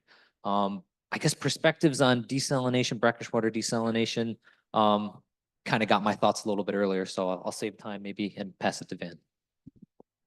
Well, thank you. It's very enjoyable to be here. And I have to commend the staff here at New Mexico State. I know that this conference was put together on kind of short notice. And for, as some of my friends at the Bureau of Geology say, if you wait till the last minute, it only takes a minute. And they did an excellent job of putting this together in a very short period of time. So thank you. Again, I'm Van Romero from New Mexico Tech. I was I'll emphasize the research vice president there for 25 years. After 25 years, I'd had enough of that. And now, as some of us know in this room, if you're the research vice president, the one thing you don't get to do is research. So I'm now in a position that we've kind of made up called special research program. So I do get to do research now. So I'm the vice president of special research programs and get to do research. One of the things that I'm working on is hydrogen. And I'll talk a little bit more about that in a second. I'm also a professor of physics. And so, I get to draw on the back of envelopes and come up with wild-ass guesses of things. When I looked at this panel, it said beyond pilot. So what does beyond pilot mean from a hydrogen standpoint? So I thought, well, okay, what if we decided to produce as much hydrogen in New Mexico as energy content equal to the amount of oil we produce in the state of New Mexico? So I took out my pencil and started calculating away, and it turns out it's about, if you convert the amount of water that Albuquerque consumes on a daily basis, that's about the same amount of energy if you convert it to hydrogen. That's about the same amount of energy in the hydrogen that you would convert as is produced by oil on a daily basis. So when I start thinking about beyond pilot, I'm thinking, okay, we're going to have to do something that's on the order of 50, 60, 70 million gallons a day. To me, that's beyond pilot. So with that, I'll turn it back to Melanie because I know she's dying to ask us some questions. I will say I'm glad that she admitted just a minute ago that I asked her to be on 2 panels because she's been accosting me all day long saying that was only 1 panel that I told her about. But thank you. And Van, this is working? Is it working? You just demonstrated that there is another data nerd at the table. Okay, and I knew that. Yeah, and I think there are a bunch in the room too. So I'm just going to ask all of you a question. I'm not going to go to specific individuals, but whoever wants to jump in or if all of you want to comment. I would like to, and I think Van, you might have just indicated what you think that the potential highest value uses are in the future for brackish water. So. I'm going to stretch out that answer a little bit. I've learned a lot today already about potential uses of brackish water. I had never thought of you can use brackish water for irrigation, for the fertilizer that's in the brackish water is irrigation. I had to come down to an ag school to learn that you can actually use fertilizer on plants. From my perspective, it's mining, right? We're the School of Mines in New Mexico. So rare earth minerals are called rare earth because of their low concentration. They're actually very abundant in the Earth's crust, but they're distributed throughout the crust so that when you concentrate those, then indeed it can become economical to harvest minerals out of brackish water. We do solution mining where we actually put water underground to dissolve stuff to bring it up and then recover the minerals. Well, in this case, Mother Nature's done it for us. Why don't we take advantage of it? So I think mineral production is very productive. And also, as I said earlier, hydrogen has got to be another way to use brackish water to produce hydrogen. Bruce, you're my favorite because I'm a UNM grad. Okay, yeah. Go Lobos. Woof, woof, woof.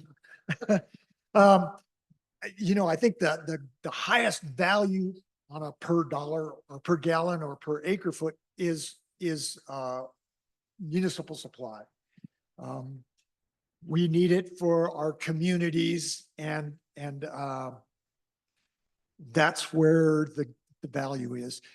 Which is roughly urban communities are willing to spend about 10 times the price per gallon what ag is willing to spend it for. I don't know about mining. I suspect that's a fairly small volume compared to the urban use, but urban is where I think the biggest biggest future demand will be. Yeah, I don't know if I have a horse in this race, but I wonder if there could be a prioritization effort to better understand where the best bang for your buck is on this. Because yes, industrial development can give you a lot of economic benefit, but then how do you valorize or how do you quantify the benefit for supporting the public or future expansion of individuals trying to move to the state? And then just having that secure water supply. So yeah, I guess it's kind of maybe it depends from my perspective. But kind of going back to some of the talks earlier, characterizing it to know exactly what's in it, quantifying how much water is available, I think could be a good first step so you can better understand how you want to prioritize these.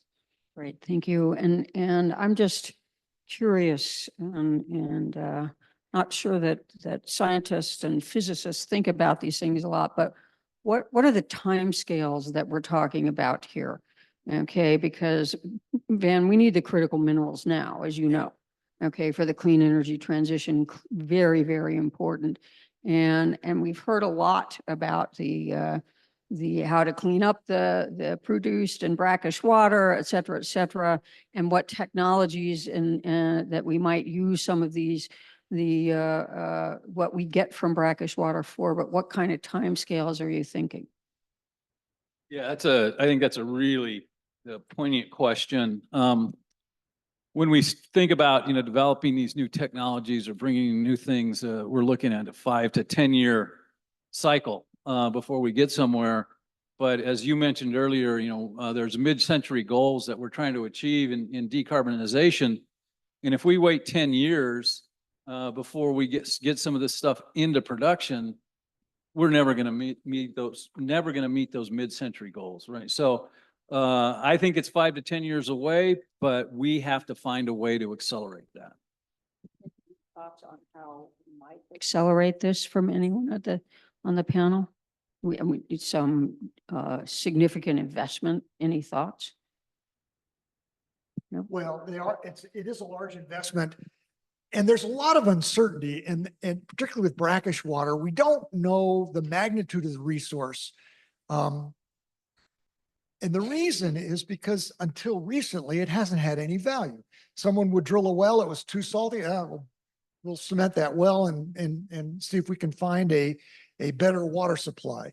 It's really in the last 10 years, maybe 15, but since 2009, we've really started looking at the brackish water resource, but its development and exploration is so expensive that we don't have a good understanding of what the magnitude of the resource is, where it's located, and how we might develop it. And some people who know me know I have a slide for everything. And I woke up one morning and read in the New York Times that solar technology had basically been developed overnight. DOE was started in 1978. One of its first huge investments was in solar R&D. And so these things take a long time. And I would love to talk with you all and get your thoughts on a program for acceleration. And that's what it's, even 15 years, we're talking the mid-century technology, mid-century targets, that's 26 years from now. 15 years to get these ready is over half the time we have left to meet our targets. And so just wondering on what kind of program you might suggest. Yeah, I'd like to add to my comments of a moment ago. My mind was kind of wandering. It does that about 2 o'clock. And there are proposals right now in the Albuquerque area to develop some of the brackish water resources to the west, out on the Puerco Basin, and use it for either new developments in Sandoval County or in western part of Albuquerque. So there are proposals right now. They're not well fleshed out, but I would not be surprised if we don't see some brackish groundwater development within the next 5 years. A program that we might need? Yeah, I guess my thoughts are if you're trying to just develop water sources for the public, I think you can go right now, right? There's not a lot of technological hurdles you have to jump over. You know, we talked about it earlier. I guess my point of view is, yeah, conventional brackish water RO is here, it's mature, it's ready to go, it's been done throughout the United States. So if you're just trying to do water development to support communities, let's go. Where's the money? I think that's the big question. You know, who's going to finance it, who's going to own it, operate it, and maintain it. But yeah, I'd have to think a little bit more if you're trying to do mineral development or critical materials development. That's a bit of a tough question. I agree with you, but I think that the key is let's get some investment in here, right, and get it going. I was involved with an effort now about 15 years ago to do some geothermal development here in New Mexico.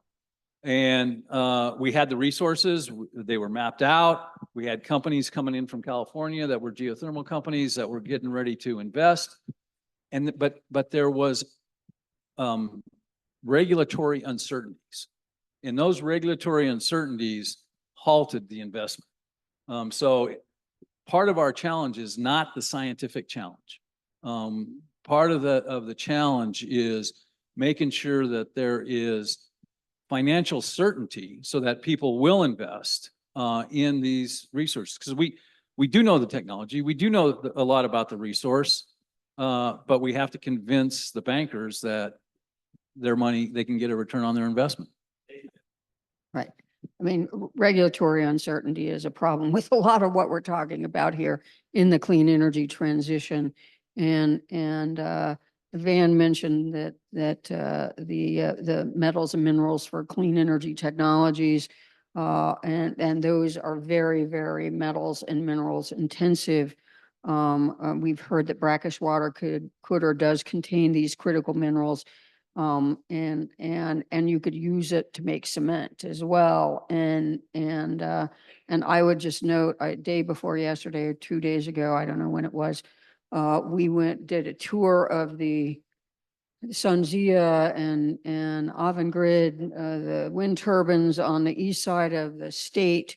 And this is a data point. Cement's important because 1 5-megawatt wind turbine requires 30,000 tons of cement for anchoring.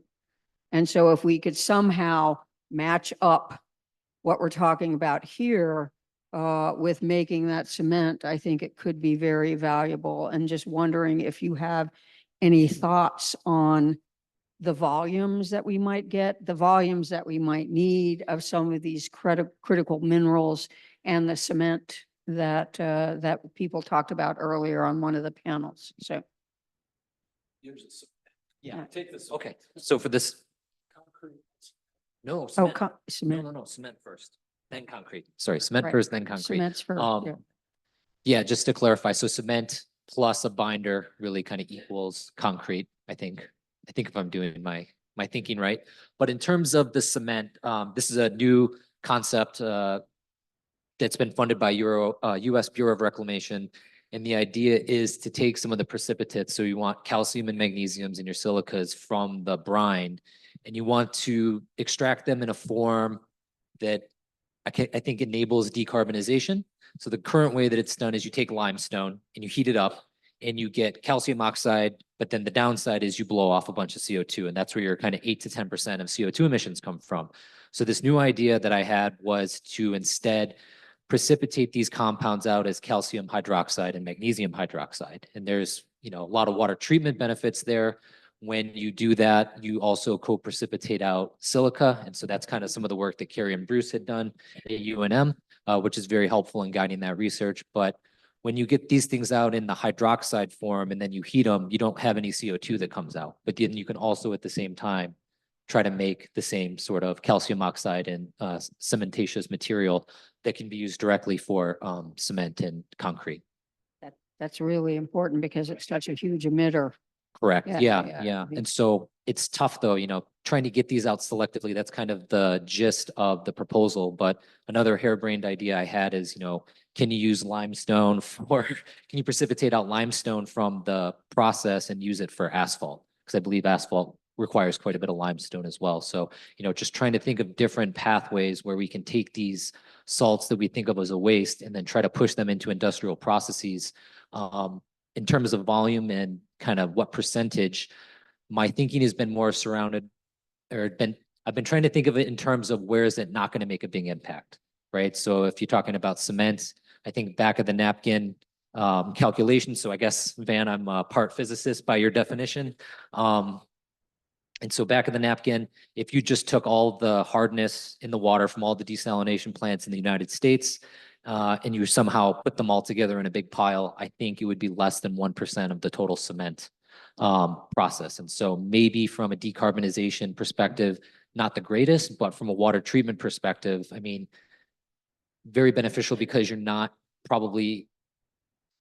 creating a material that's going to be super impure. You're not injecting a lot of different unknowns and uncertainties. Maybe it can be blended in, but a lot of this still needs to be proven out.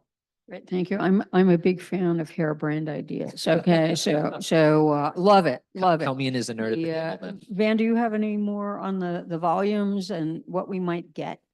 Well, it's hard to tell until we really know. We don't know what we don't know, right? We do know, thanks to the Bureau of Geology here in New Mexico, a lot of the resources that are spread out throughout the state and within the brackish aquifers. But until we start to tap into that resource, concentrate the brines down, see how efficient we are in extraction, we won't know how economically feasible it is. So I think that's part of what work that we need to do as researchers is to figure out how we can make that type of extraction economically viable. Great, thank you. And the law of unintended consequences, as the state of New Mexico develops brackish water resources, is there an impact on our freshwater supply? Are there issues with that?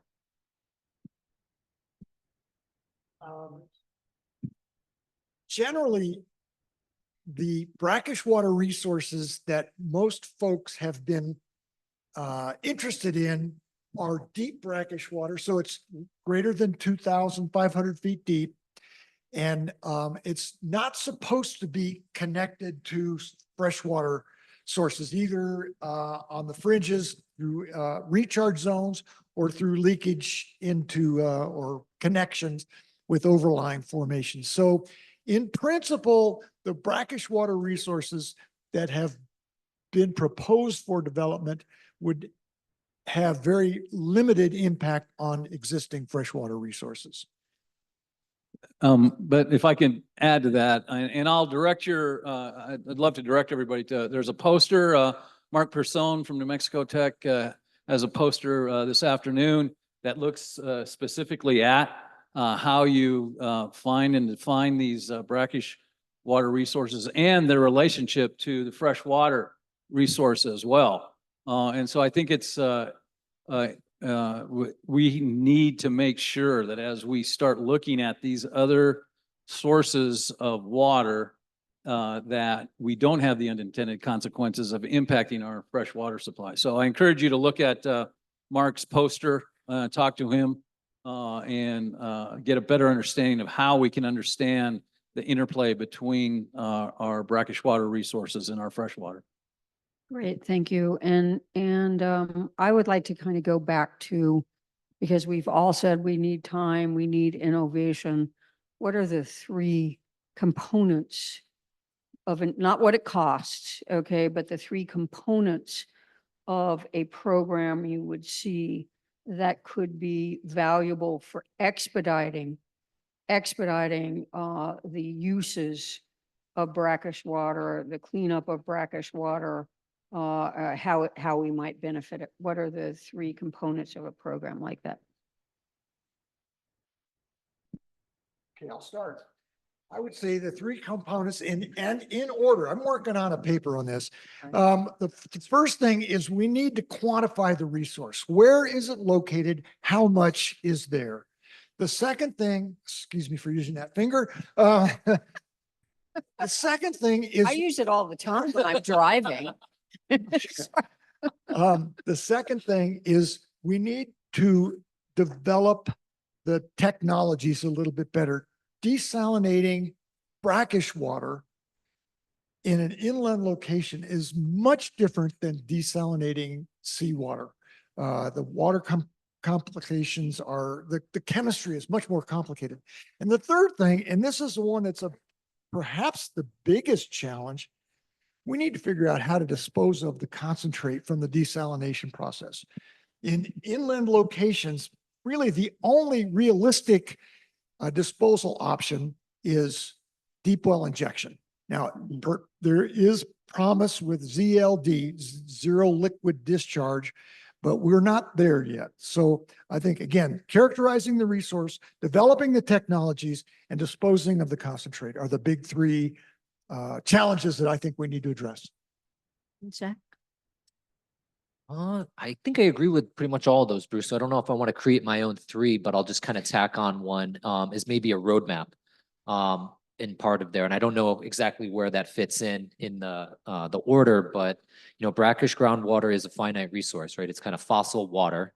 And so eventually there's not going to be brackish water left. And then if you're developing communities and your infrastructure and your companies around this finite resource, maybe you need to have a plan on how to get off of it at some point in time. And so, you know, you can fold in ideas like municipal wastewater reuse, where you're using that to augment freshwater supplies. And then where you're falling short there, you're using brackish water to kind of augment that. But how far can you stretch it, right? And I think a roadmap or some sort of strategy to kind of identify where all of your alternative waters are and how you want to prioritize their use could be really helpful in thinking about, timelines and everything like that. Great.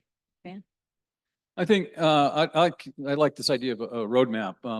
To me, when you start thinking of roadmaps, how do you take advantage of the resources that we have? Okay, we know we have brackish water here in New Mexico. That's a potential resource.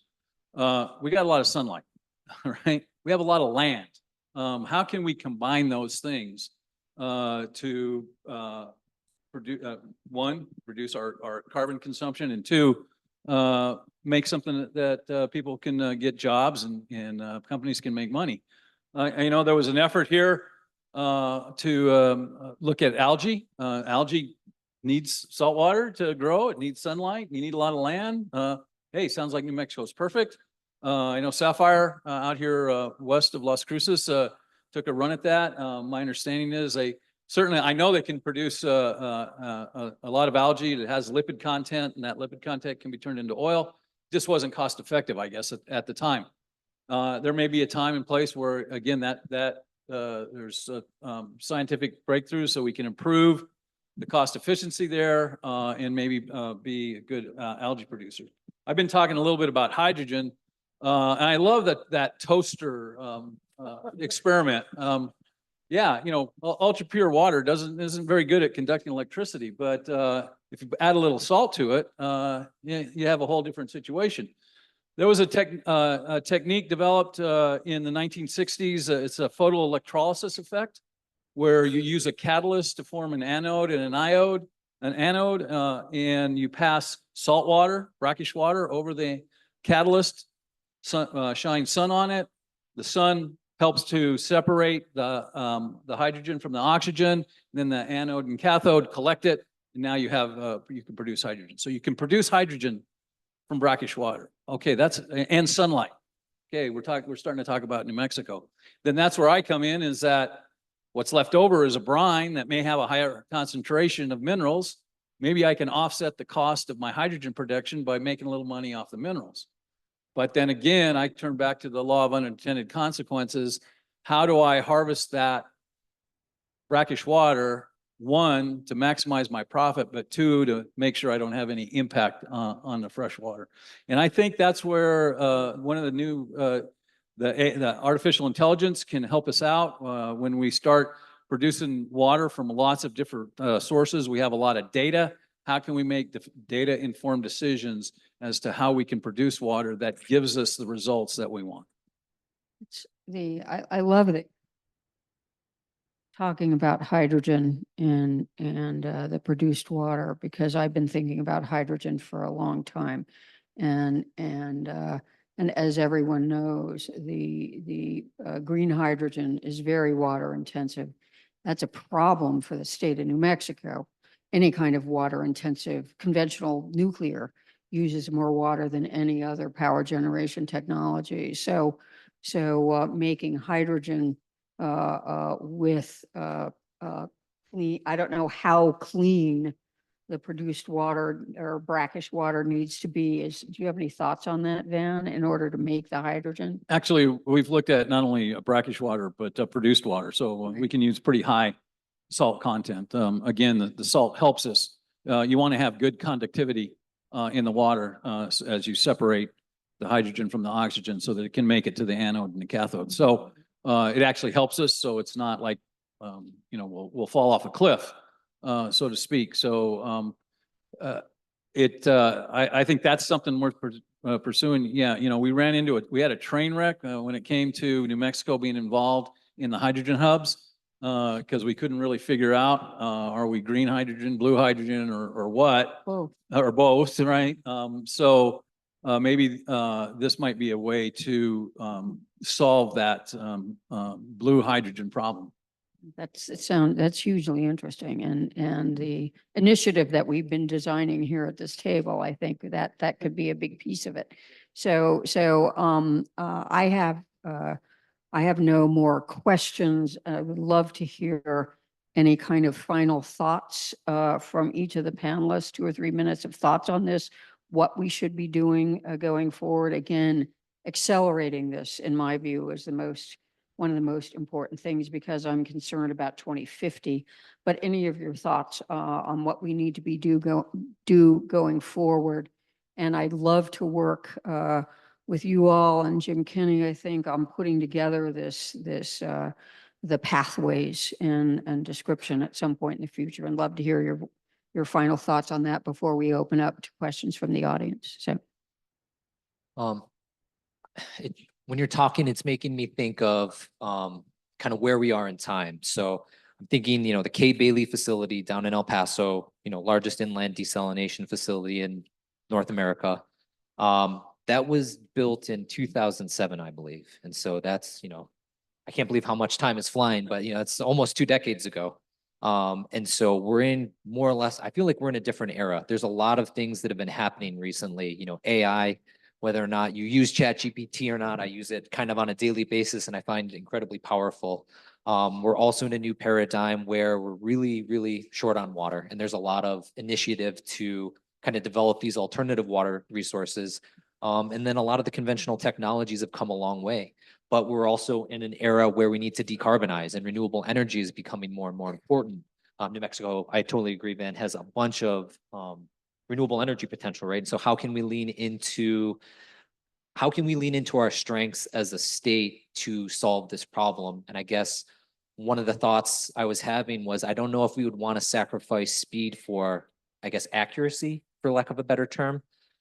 Should we be just taking our time a little bit up front? Maybe this roadmap thing is a good idea, but to strategize and think about how all these new pieces and our tools in our toolbox can be used to solve this problem in a different way, because maybe we're thinking about it in too much, I guess, of an old style approach, right? Are we stuck in 2000 the way we're thinking about this? And should we be thinking about this like we're in 2030 or 2050? And so, yeah, I don't have any definitive answers, but just kind of wanted to pose that question of, we do have more advanced technologies and ideas at our disposal. So how can we lean into those to solve these issues? Bruce, you have any? Yeah.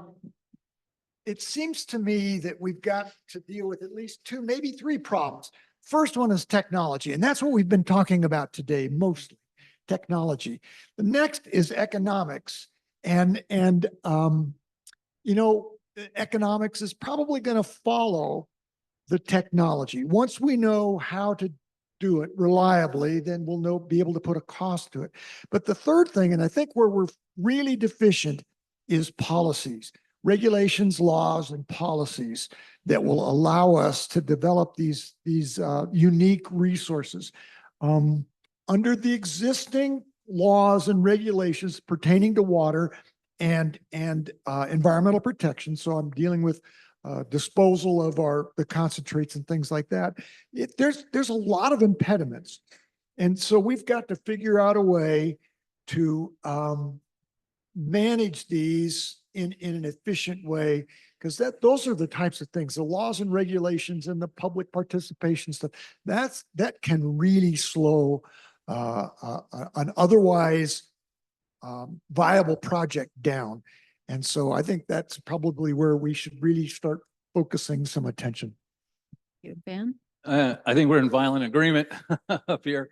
But as I think about this, my family came to this part of the New World about 2 centuries ago. We've lived here for the entire time. I want to preserve the unique nature that we have here in New Mexico. This was really a great place, and it's a pristine environment. So yeah, I don't want to shun regulations just for progress, but on the other hand, we have to continue to do the development that's needed to keep our economy moving along, and we have to get away from a one-trick pony of oil and gas. I mean, I'm a petroleum engineering school, would love oil and gas. As Melanie said, we're going to keep doing it for quite a bit of time. It's the lifeblood of the state, but we have to develop other things in the state that will drive our economy. And an integral part of that is how we work together on a regulatory basis so that we can move these things forward in a timely fashion. Again, to me, we have to be able to attract investment into the state, and the only way people will invest is if there's certainty in how their investment's going to progress in the future. And I would just say that I would think that there is a goal and a value of these metals and the metals and minerals that you might find in the brackish water is energy security. And that we need to think about that as well. And climate change, but we're importing all of our lithium from South America, basically. And many of the metals and minerals that we're talking about, that some of which you might find in the brackish water, we're importing from China. And so there are significant energy security issues associated with that alone, and energy security value you could get, and it needs to be valued by getting some of those metals and minerals from the brackish water, but also just shipping them around the world. International shipping is only 3% of global emissions, but when you're talking net zero, 3% is huge. So the more you can do closer to home of these kinds of things, the greater environmental value it has as well. So I think there's energy security and environmental value. So thank you so much, and we're going to open this up. Thank you, Secretary. We do have time for a few questions, so I think we have folks going around looking for them, but I'll start off with one. I'm hearing about the need to accelerate these processes, the technology. What are your thoughts about the way in which better and greater partnerships between academia and industry can help the acceleration process? Academics are all silent. I don't know. That's not usual. Sorry. I'm going to answer a different question. Okay. Right. Some of you mentioned how many oil well permits we issue these days, and it's astounding. But there was a time a few years back where very few oil well permits were being issued because they just didn't have the people in the state engineer's office to process all the paperwork. One of the things we did at New Mexico Tech was we sent some of our students to work in the summers and in other times at the state engineer's office to help with just processing the paper. And that was a great educational experience for those students to learn how permits were processed through the state. They helped the state out a lot, and then they became extremely valuable to the companies that hired them once they graduated because they understood the permitting process. So in a roundabout way, Luisa, I think I answered your question is if we can get our students to understand how the process works for some of this stuff, they become really valuable to the industry. Can I weigh in on that? And I've been an academic for decades, many decades, since dinosaurs roamed the face of the earth. I think a lot of the blame for that falls on the universities. If your promotion and tenure is based to a large extent on your ability to do research. And the research money, there's different colors of research money. The greenest research money is money from National Science Foundation, which is, to do pure science, and less, maybe the yellow money is, for applied research from Department of Energy or places like that. And the money that has the lowest value from a promotion and tenure perspective is industrial money. And so I'm going to point the finger at the universities for not reaching out to academia. I'm pointing my finger at academia for not reaching out to industry and providing support. In my department, Allison, correct me if I'm wrong, I don't know of anybody in the department, and we're doing $5 million a year of research in the civil engineering department, something like that, 6, I don't know. I don't know of anybody in the department that's using industrial money right now. And unfortunately, we're running out of time, but I agree with you 100%. And certainly as a land grant institution, that should not be the case at New Mexico State University. And it's certainly not something that my office will not, we support industry academic partnerships. Unfortunately, we're at the break. I want to remind you that we will be back here at 3:30. In the afternoon, we have one more panel, a discussion session, and then the posters and the reception. So please hang with us. Thank you for staying this long, and we'll see you at 3:30.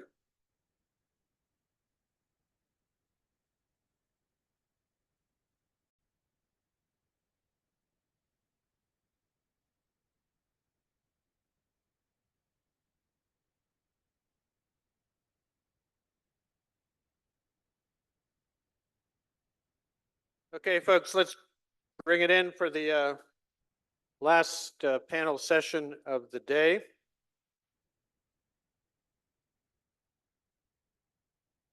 So our next panel will focus on moving beyond pilot scale research focused on produced water to industrial application. Please welcome Dr. Pei Zhu from New Mexico State University, Dr. Jennifer Rainey from New Mexico Tech, and Dr. Allison McGoy from UNM, University of New Mexico, to the stage. Secretary Kenderdine.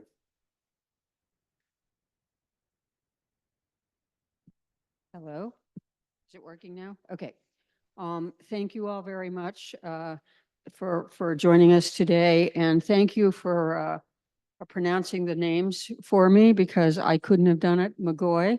As I said, we were talking a minute ago. My last name is Kenderdine. It's never been pronounced right in my life, and I suspect you've had the same problem. So anyway, like the last panel, I would love for you all to introduce yourselves, say just a little bit about you. Now, we've heard from you 500 times today, so we know a lot about you, okay? But we'll start with you. Say a little bit about you and yourselves and what your thoughts are, general thoughts are on the topic at hand. So thank you. Sounds great.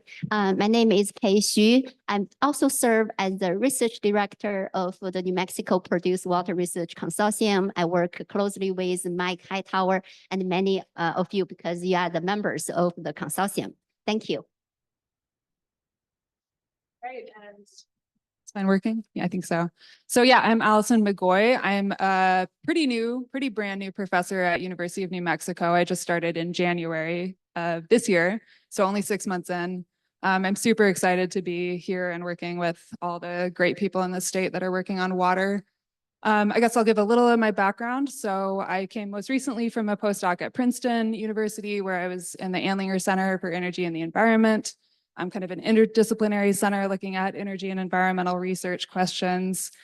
And prior to that, I did my graduate studies at University of Southern California, where I focused on membrane separation. So my interest is really in how these processes work, how the membranes operate, and how can we improve on them. Thanks. Thank you. My name is Jennifer Rainey. I'm the Deputy Director of the Petroleum Recovery Research Center at New Mexico Tech. I'm also relatively new. I spent a lot of time at the Kansas Geological Survey working in carbon storage projects. There's a lot of interdisciplinary work that comes into play when you're doing applied research. And that's why the nexus between technology, policy, and infrastructure also really excites me, but really is what helps bring our projects to fruition and helps commercialize them at a scale that we'd like to see throughout the state. So it's great to be here, and I'm excited about the conversation today. Great, thank you. And as I said, I went to UNM, so I'm going to favor you.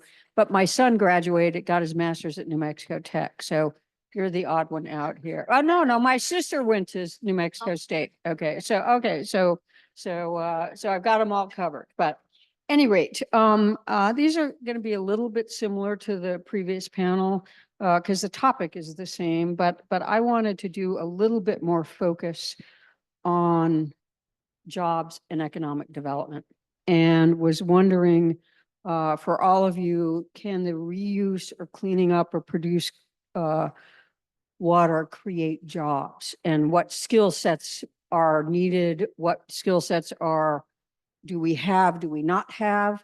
Is there potential crosswalking of skill sets in the conventional energy industry to the clean energy industry in this area, and et cetera, et cetera. So thank you. All right, that's a really good question. I think the water is closely related to economic development. And because I work closely with El Paso water, so I can use El Paso water as an example. Of course, New Mexico, we need water. Without water, there's no life. So that's so important. For El Paso water, they are also like New Mexico in a semi-arid region. And then Fort Bliss decided to leave El Paso because they thought there was not enough water.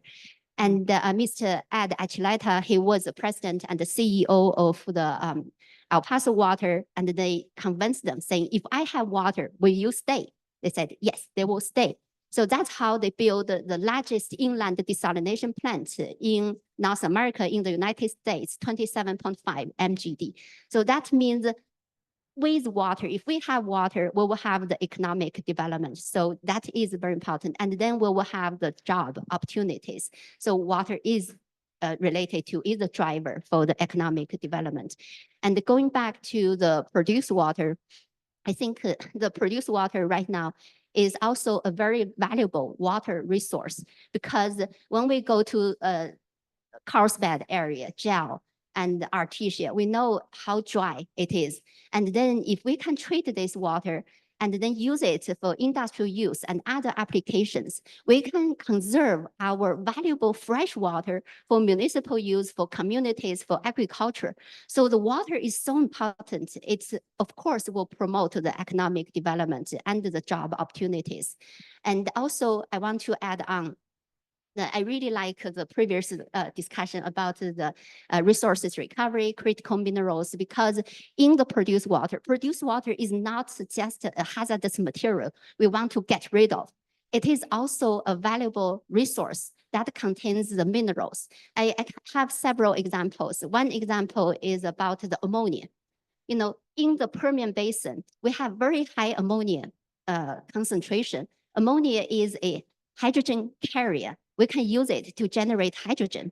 And ammonia is also a valuable fertilizer that we can recover it. Right now at New Mexico State University, Dr. Yan Zhang and Dr. Hui Yao Wang, they are all in that table. And we are recovering the ammonia from the water, from the Permian Basin produced water. And also, we talk about the lithium. Lithium, even though in the Permian Basin, the concentration is relatively low, but in San Juan Basin, we have a higher lithium concentration. So we can recover lithium as a critical mineral. There are also other higher concentration minerals, even including the sodium and the chloride. So in the morning, we talk about that we have too much salt. In the Permian Basin, we have about 100 grams per liter of sodium chloride. What do we do with that sodium chloride? We can purify it and convert the sodium chloride into sodium hydroxide and HCl. And HCl can be used for the hydraulic fracturing and for the oil and gas use. So I think produced water is a very important resource.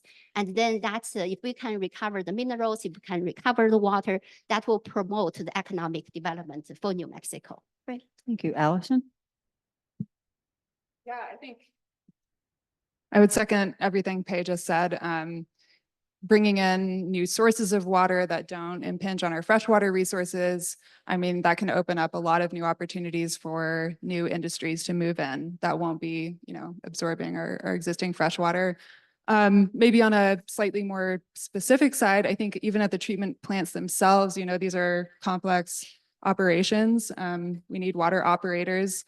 There's a scarcity of treatment plant operators in our state. And so I think that's also an opportunity to expand, maybe plugging something at UNM. We have the Southwest Environmental Finance Center that's done a ton of work on training operators at treatment facilities around the state. So, but yeah, I think I'll leave it there. Thank you, Jennifer. So I agree with lots of what has been said, but one thing that I've observed in working with industry so closely is there is somewhat of an underappreciation of the skill set and the workforce and the expertise that is available to us in great abundance today. And that's through the oil and gas industry. The science and engineering that we need is already widely available. There is a robust data set from world-class experts on the subsurface right here. The deep set geology, the chemistry of the USDWs, the water quality, the changes to the water quality, and the tools and techniques to ensure that those resources are not being impacted negatively. So we have the tools available. They're widely deployed. One challenge to that is that a lot of that is proprietary. And so what we really value in working with research and having those industry partnerships is that we establish MOUs with industry where we can share some of that data for the broader scientific community and share those lessons learned and develop that in tandem with the experts who are already implementing this widely at a commercial scale today. New Mexico is second in the nation in developing oil and gas assets. That is an incredibly impressive, technologically advanced industry. And so we need to have an appreciation for the experts who are already well-trained, operating in that, living that, knowing the geology, understanding the nuances of what infrastructure is available, and leverage that to implement the work that we're trying to do at bench scale. It takes a strong relationship with a lot of trust, and that has to be built up over time. But luckily, academia is very well respected. We just have to engage, and we have to make this a mutually beneficial relationship. And that's where working widely across the spectrum. When you're talking about something at this scale, you have to include chemists, you have to include physicists, you have to include geologists, engineers. I mean, it goes on and on and on. So the workforce does not directly only translate to highly skilled workforce.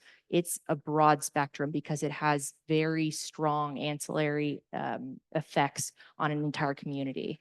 When certain businesses go down, you see restaurants decline, gas stations decline. So we'll need other trades like the welders who actually construct the pipelines. We need the people who do the trucking, who can transport the water. So we need to be looking at the entire life cycle, the entire spectrum, and pay respect to every facet of the industry that makes it function so widely. Thank you. You raise an issue that I think is very, very important, where the universities can help, industry can help, and quite frankly, labor can help. And that is the crosswalking of the skill sets that the oil and gas and conventional energy has, and crosswalking those to clean energy skill sets. And there's a lot of knowledge base there already. And I think that we need to do more, pay more attention to that. As I said earlier, I think we're going to be using forecasts, I'll say, oil and gas for the next at least two decades, maybe more than that. But in the interim, we need to be thinking about that, crosswalking those skill sets and developing the training programs and the education programs for it.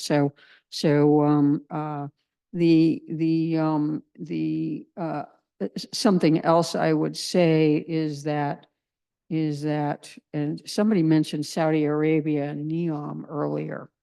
And Saudi Arabia, I've been to Saudi Arabia 11 times.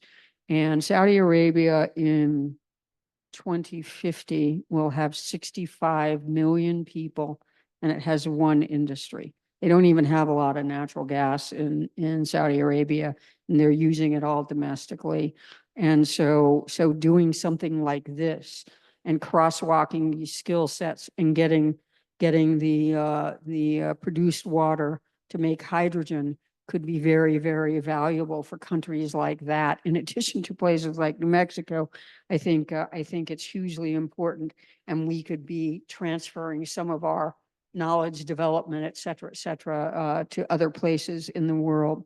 And let me ask another question. And the International Energy Agency says, and this is a quote, "It is virtually impossible to reach net zero without CCS." And it's been bothering me in many ways, the number of uses of the subsurface. And could any of you comment on the implications of doing CCS in the same formations, which are saline aquifers, basically where you would, all the maps show you can sequester carbon in saline aquifers, okay? And is there a, you might be getting high value water mineral supplies from those saline aquifers, but you also want to sequester carbon there. Are there problems, issues, any thoughts on that? So, Jennifer? I'll take the first stab at this, just because I'm itching to. So one of the challenges with CCS is, it's well known if you're in the industry, is siting and permitting. Obtaining Class 6 permit is extremely onerous. A Class 6 permit, a carbon storage well, is the most onerous well class. The amount of characterization work and the amount of upfront investment and liability, the bonding that you require to get that well, it exceeds any other well class. And so that's why it has been so challenging to obtain them. To date, I think federally, there's only been 4 Class 6 permits, and there's over 160 permits in the queue by federal EPA to review. So there is a huge gap in where we're at. One of the benefits, if you look at creating carbon storage hubs, is that one big part of the investment is the infrastructure that's required. And so if you do target an area where you want to produce brines, produce that as a resource, as a critical mineral, on one hand, you can offset some of the economic investment that's required up front by selling off those products or mineral resources, and particularly when the markets are going to projected to be going up. And then on the other hand, you're also minimizing the amount of additional infrastructure that you're going to need to develop in that area. That's another huge cost. The market has completely swung up. When you're looking at stainless steel piping and casing, the market has completely changed what some of our projections would be. So you want to minimize the amount of transport systems, amount of pipelines, the amount of wells drilled, and you can do that by targeting the same site. Another consideration when you're talking about induced seismicity. So if you're looking to inject carbon dioxide, you want to be conscious of the pressures that you're including or inducing into that formation. By offsetting some of that pressure, you can produce that brine and kind of keep it more stable or at equilibrium. So there's ways that you can use engineering solutions to make that more of a favorable site. So that would be a good way to go about it. A concern, a challenge can be that if you're looking at 2 different industries, so for instance, if you have a company who's utilizing an injection well for saltwater disposal, they have their rights to inject at a certain rate, and they want to maintain those rights. permitting a new saltwater disposal well is becoming exceedingly challenging and very, very limited in the state especially. So any other entity that's coming in that's trying to also access that same pore space, they are viewed as a bit of an adversary or in competition with what's currently being administered right there. So you need to take into those complexities and understand that the agreements between various companies and entities who own the rights to that pore space, they're going to have to be discussed well ahead of time. Thank you. And Allison, this is kind of, I think, specific to what you've been working on. Can you discuss some of the treatment technologies, the challenges you see, how much needs to be done, et cetera, et cetera? Yeah, sure. I think just picking up quickly on the carbon question too, and drawing some parallels to the produced water we've been talking about. We've been talking about reusing produced water, treating it to beneficial use standards, and also mining that brine for valuable minerals or even to produce hydrogen. There's also some interesting but more emerging work on maybe valorizing carbon, not just sequestering it and storing it, but trying to turn it into a product. And some of those processes have some parallels too. But anyway, back to the produced water. So I think I would probably start out by like categorizing this. So, there's processes we use to treat produced water to on-site reuse standards, right? Where we're not desalinating, we're turning it into a clean brine that can be used to frack again. And then there's technologies that we would use for off-site reuse. So desalinating that water for industrial use, or maybe even uses that involve discharge to the environment. So there's a lot of well-commercialized technologies available in both of those categories. So we know how to do on-site reuse very well. And we also have commercialized, scaled-up processes for desalination. There are also some very exciting emerging technologies. So, I'm a researcher, and I'm not going to say there's not research to be done, still at the bench scale even, and at the pilot scale, where we can improve on these processes, integrate renewable energy sources, things like this. But there are established technologies available. And I think on the rejection side, these streams are very chemically complex, of course, and there's unknown constituents present in them. The rejection of those by existing technologies seems pretty good, but I think this speaks to kind of the value of the work coming out of NMSU from Dr. Young and Dr. Zhang and Pei's group on doing these kind of holistic toxicology assessments, and then going to these non-targeted analysis so we can know how toxic are they, start to identify the compounds that are causing that toxicity, and then know how to treat to even higher standards in the future. Yeah, maybe I'll leave it there. Thank you. Okay, you said you're on the Produced Water Consortium. Right, Yeah. yes. Could you tell us something about the accomplishments of the consortium to date and Yes. what it's looking at doing in the future? Yes, that's a really good question because it can almost make me cry. I always make people cry, okay? But it's a good cry. The reason is the consortium was created in 2019. And then we had the kickoff meeting in January 2020. At that time, we had that meeting, and I know many of you participated in that meeting. We had a limited understanding on the produced water characteristics, really, and how toxic that is. How can we cost effectively or effectively remove all the contaminants to meet the different water quality standards? So after 4.5 years, we also go through the COVID because the NMSU was shut down. We could not do research, but it was a good time for all the NMSU students, postdocs, faculty. We work in our home and started to write all the literature review papers. So to understand what are the regulations, how do we develop the NPDES class list? So, and then after that, so we started to get back to research, and then we started to have the pilot testing project. And I remember our first field sampling event still in the early 2020, Mike, Messias, Ryan, we went to the Carlsbad and then collected the water, and also from the Pecos River. And then we did the analysis of 300 constituents. So start from 2020, I think we made huge, excellent progress on the produced water research. And after we started when I say we, it's mostly the consortium members. And they started to do the pilot testing. And then we go to the field, work with the technology manufacturers, the developers, and collect the samples, send it to Eurofins for analysis, and do all the analysis at NMSU.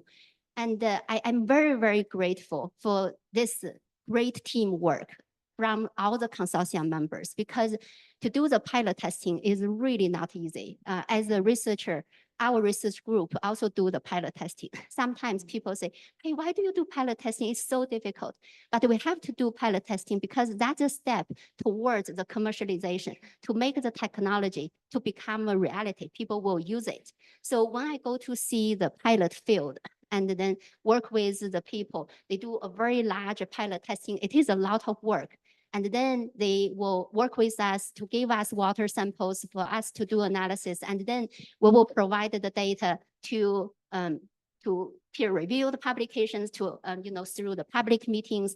I think in the last 4.5 years, the consortium has made tremendous progress regarding the data collection, regarding the data sharing, and regarding the knowledge and the improvement of all the technologies and the knowledge. So I just want to say thank you, thank all of you for your support. And I also want to thank the state and the NMED for giving this opportunity to do the research on produced water. Thank you. Thank you. I'm gonna, yeah.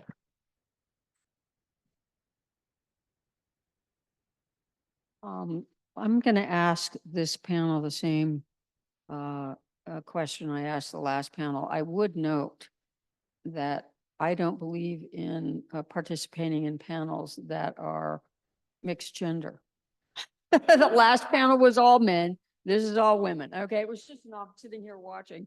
But ask the same question I asked of the last panel, and I wake up every morning worrying that it's 2024, and we have 26 years left to meet 2050 targets, and every country in the world is behind, and the US is leading the world in emissions reductions. Okay, and that's largely from coal to gas fuel switching. That's another topic, but we don't have a lot of time. What are the components of a program you might design from your perspective to accelerate the cleaning up and uses of produced water? So who's first?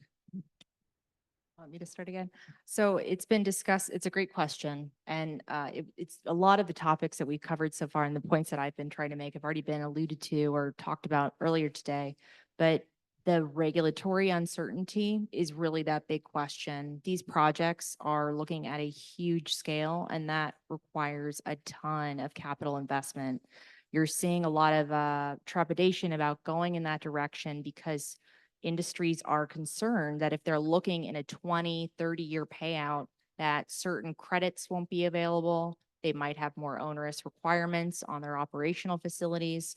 So creating a more stable regulatory framework for them to work within, that's going to lend some confidence and get more investment that's required to work in that direction. The other one is workforce. A lot of the work that we're talking about in the subsurface requires a lot of geological knowledge. There's projections are showing that we have a great shortage in geoscientists in our future workforce. So how do we frame our education to inspire more students to go into STEM, to follow this career path, to show that there are going to be good paying jobs that will still provide them a work-life balance, that they can support themselves and their families, and that they're interested in. And one way we try to do that is really bringing our scientists out to K through 12 events, showing our scientists and geologists their eyes light up when you show them a core and you show them that this was taken from a mile or two beneath the surface. The children these days are incredibly bright and they have so many tools at their disposal. So if we can really harness that ability for them to utilize AI and computers and advance their own awareness, that can really help inspire it. But we do need to really make sure that we have the workforce to sustain these programs in the future, and then also enable the markets and industry to deploy the technology that they have available. Yeah, I'd love to talk to you further about the workforce because that's been a big issue for me. And as you were saying, more stable regulatory structure. I was writing down regulatory certainty at precisely the same time. I think it's hugely important. And so, Allison? Yeah, sure. So I think I would second everything that was said, the regulatory framework definitely needs to be there for these projects to move forward. I think if I could add anything to that, maybe there are still some maybe site-specific questions that need to be answered as these projects move forward. So questions that were already brought up about, who is the end user, where are they located, how do we move the treated water to them in a cost-effective way, in an energy-efficient way, or if new industry is coming in, when is that going to happen? And I think, yeah, there's a lot of ongoing pilot studies, so there's probably also some work that needs to be done on communicating the results of those studies to the public to get that public buy-in, and maybe that'll help move the regulatory framework forward. Great, thank you. I third, we have great panels here. I just agree with them that the regulatory framework is very important because we work with industry. We see all these pilot testing projects, and then they feel that if they can demonstrate the technical viability, economic feasibility, and the water after the treatment would be safe for reuse, and then we can meet all kinds of water quality standards. So can we move forward to build the produced water treatment plant for reuse? So the regulatory framework would be very important. And also this will bring in the, reduce the risk for implementing produced water treatment and the reuse. And I also think that the workforce development is very important because once we have all these treatment plants and then we bring in new economic opportunities to New Mexico, we need workforce development. One is through all these research projects that for NMSU, we have a multidisciplinary research project. We have probably 30 students, postdocs, researchers working on this brackish water or produced water related research. We are training our students. They will become our state agency employees and working in the industry, working for the consulting companies. But on the other hand, we also need the operators. For example, operate the water treatment facility. And then especially if we have semiconductor industry. So last week we had the consortium mid-year review meeting, and that is a discussed topic that we say NMSU can also help to develop the workforce for the operators in the oil and gas industry and also in the water sector. Great, thank you. I'm going to ask you one final surprise question, and I'd like to ask it of all of the brilliant minds at the table and in the audience as well. And it's a little bit of a story, but I was at the Department of Energy in 2014 when Russia invaded Ukraine for the first time. We weren't allowed to say invasion then, we had to say incursion, okay, because of the sensitivity. We can now say invasion, but I went to then Secretary Moniz and said, our energy security definition is all about barrels of oil. We really need a new definition of energy security.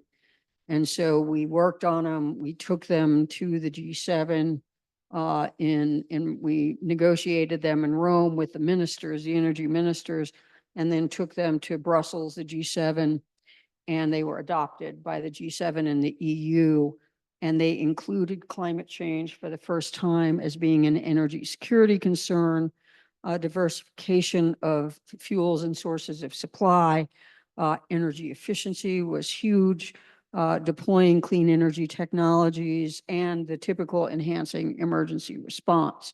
And so those were adopted. We did not include, because it wasn't an issue until a little later, metals and minerals and cybersecurity. And so I think they need to be updated to include those as well. But, and we're now talking about the produced water and all of the issues and the data that we need associated with that. When I then looked at the Energy Information Administration, they're not collecting the right data to inform those energy security principles and quite frankly, to inform what we're talking about here today.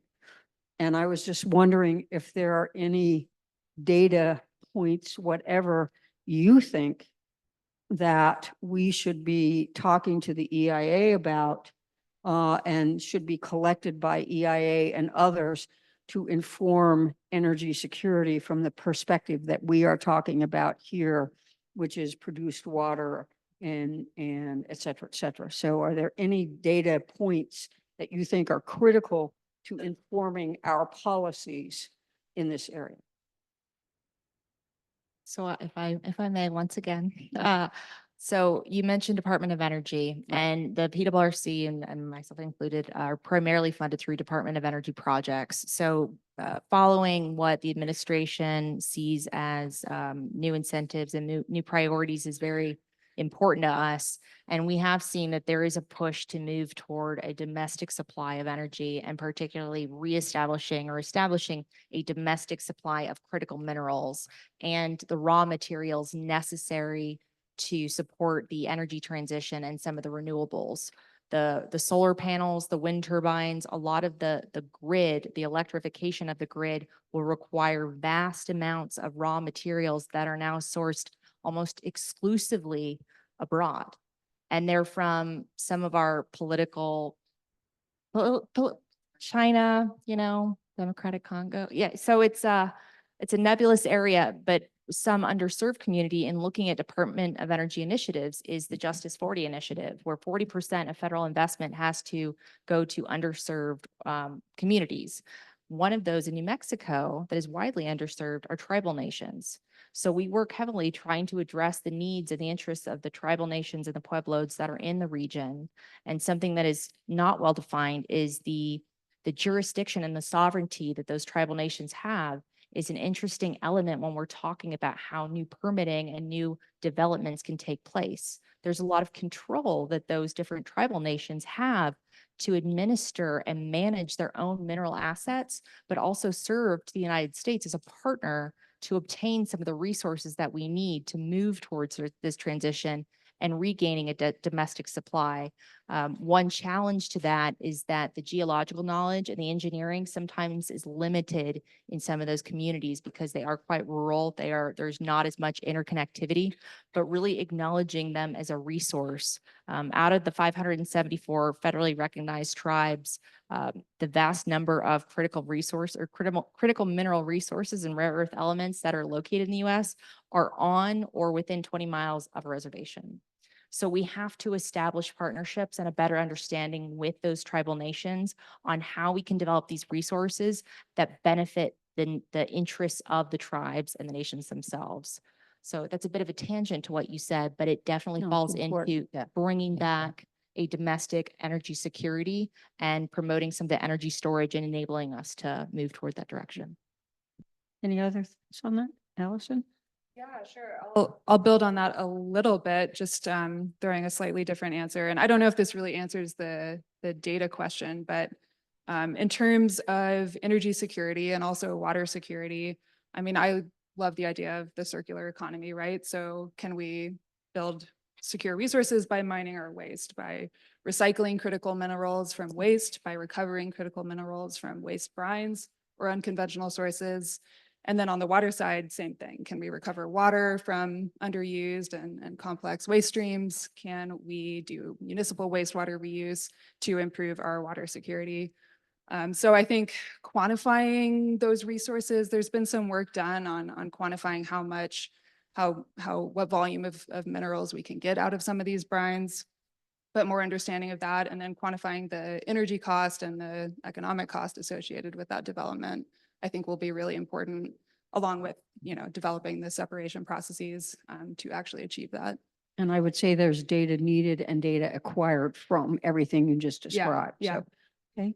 Yeah, I agree. I think the water security and energy security are correlated. We call it energy water nexus. And I still highly encourage you to go to the poster session because, Dr. Huiya Wang and his postdocs And the students are working on generating the hydrogen directly from the produced water from the Permian Basin. So that is an example. And then another student also under Dr. Huiyao Wang is working on lithium recovery from the brine. So you see that we can convert the water, the brine, into a critical minerals, into the clean energy. And also the water treatment is very energy intensive process. If we can use renewable energy, and then that will reduce the carbon footprint of the water. So right now, I think all this data we are collecting will help to convert the energy to clean energy and increase water security. Right. I would just make a point. I think that New Mexico could be a leader in developing the data sets relative to produced water, the metals and minerals that you might get from it, et cetera, et cetera. So I think it's an area that we should spend time focusing on. Would love to talk to you further, and the manager is here. So. Before we move on to questions for the panel, I do want to thank Professor Rainey for your passionate plea to get more students into the geosciences. That's where I come from, and thank you. So is there anyone in the audience who has a question for the panel? Well, if the answer is no, we will move on to the last session of the day, the discussion and wrap up. Before we do that, please join me in thanking Secretary Kenderdine and our distinguished panelists. So the way we're going to work this is that staff members are going to take the microphones, and I will begin by making a couple brief remarks, kick off with one question, and then send it out to the audience to further the discussion, make your comments, ask your questions. When a question is asked, I would ask the speakers and panel members and our secretaries to raise their hand if they wish to answer the question. So, with that said, I come from oceanography background, estuarine science, and I remember similar sorts of discussions about balancing water needs in the context of freshwater input into estuaries. And one of the things that became clear in that discussion is the answer, is the question, or answering the question, what happens if we don't do anything? Because the issue was we need this water for industry. We don't have the water to put sufficient water into the estuaries to maintain the ecosystem. So one of the things I've gotten from the discussion today, and I've got basically 4 words that come to mind. One of them is risk. And I have to say that in order to truly get a sense of what risk we're taking here, and I know there are a lot of people that are very concerned about the use, particularly of produced water, but we do need to be able to honestly answer the question, what is the risk and what are the opportunity costs of maintaining the status quo? Not doing anything, just pumping it deep into the ground and leaving it there. I don't know the answer to that. That's not my field, but I think it's important that that be recognized as something that needs to be understood by everybody who is debating this issue.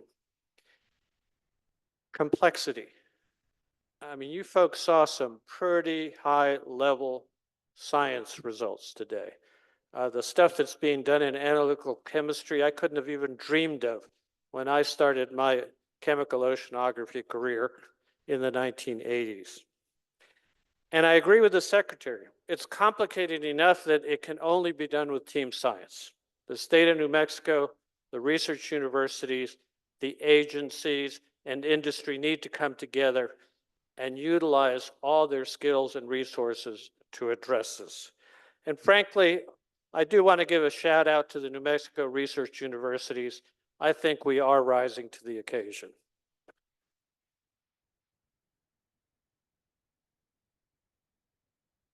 Trust. So you've heard the term universities want to be honest brokers. Well, we need to maintain the respect of our stakeholders, and therefore we need to do the best science. We need to do honest science. I think more importantly than that, and it's something that I hope you got out of Dr. Fernald's talk, is that we need to do a much better job of communicating science to the communities and working with the communities on the issues that we are addressing. And I think that there is a tremendous amount of value, and this is something we're thinking about at the university and beginning to train our PhDs in the area of how to do community-based research. Fundamentally, the question was brought up, do we need a different paradigm in academia? And I don't know the answer to that, but I do know that impact is becoming just as important as numbers of publications. And in order to really have an impact, you have to work with the community. Investment. Without the trust in the science and without policy, and I think the term was stable regulatory framework, it's going to be difficult to convince the folks to invest in these really expensive technologies. So I've learned a lot today. I get to listen to a lot of fantastic science as the Vice President for Research, as I'm sure my counterparts at UNM, the Health Science Center, and New Mexico Tech do. But today was really inspiring for me. And I would like to begin the discussion by, first of all, thanking all of you for spending all day with us here, and hope that you will stick around for the poster sessions and the reception and discussion. So with that said, I'm going to kick off my first question. What is the state of the science? And did you learn something today that makes you think that it was different than what you thought when you first came here? Anybody want to hit that? Representative?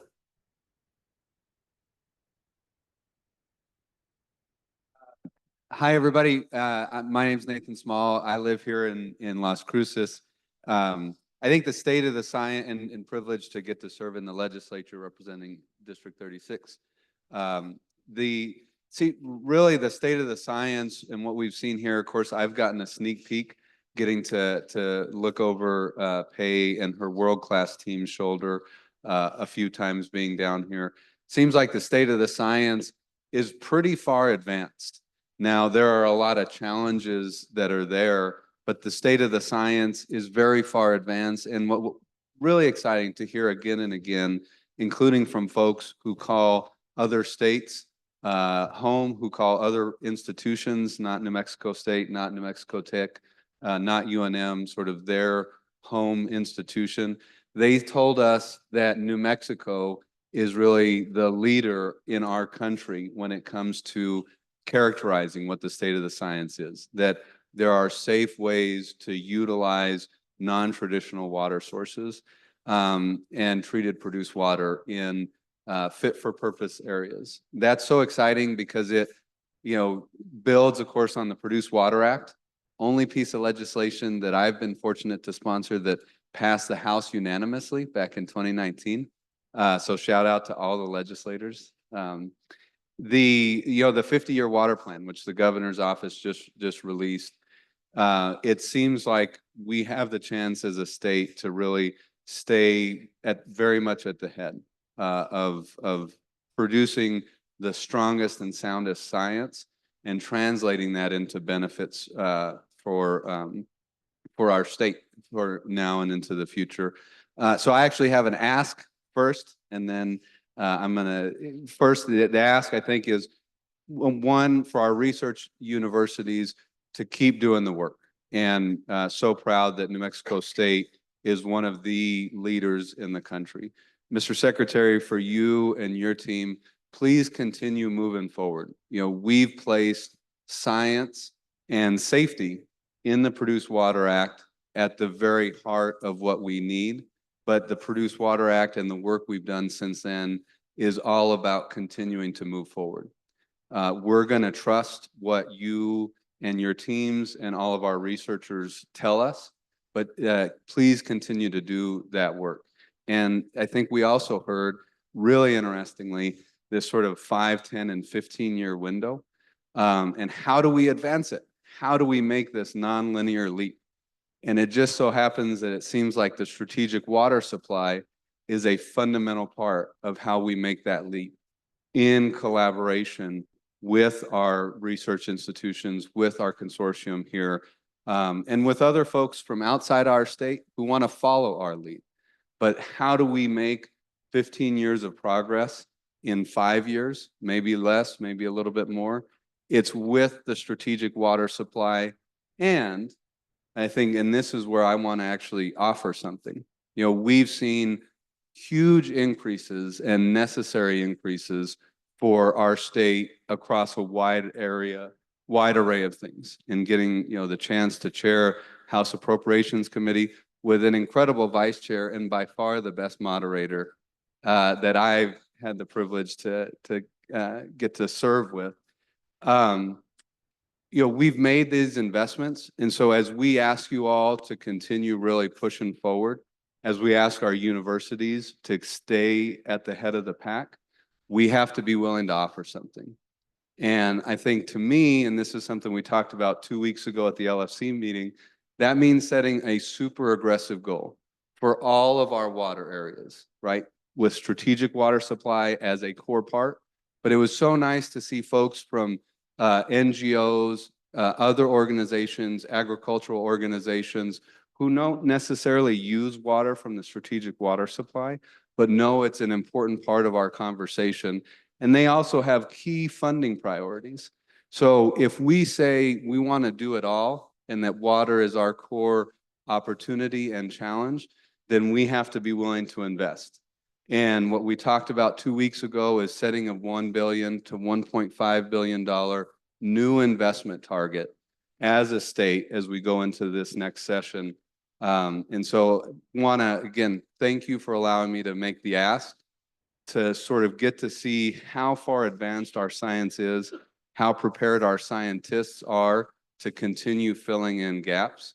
And in return, we want to make sure that all of our water priorities and that our regulators and the folks who look out for the health and safety of New Mexicans and doing an excellent job in ways, you know, levying record fines for folks who don't follow our rules and being the best partner ever for folks who do want to follow our rules.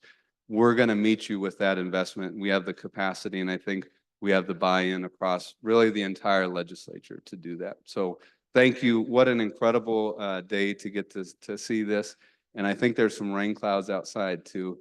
So that's super exciting. I will turn it over, but I just wanted to stand up and say really that there is no state like New Mexico when it comes to doing this work. We have to be ready to fund and support the work, and I think that we are. Thank you very much, Well, Dr. thank you, Representative, and I can tell you New Mexico State is all in. Okay, I have a question here from the audience, which I suspect my colleague from New Mexico, former VPR, would probably like to answer. What are the biggest barriers to getting the amazing intellectual property that I assume has been discussed today from it being implemented in our communities? Van, you want to give that a shot?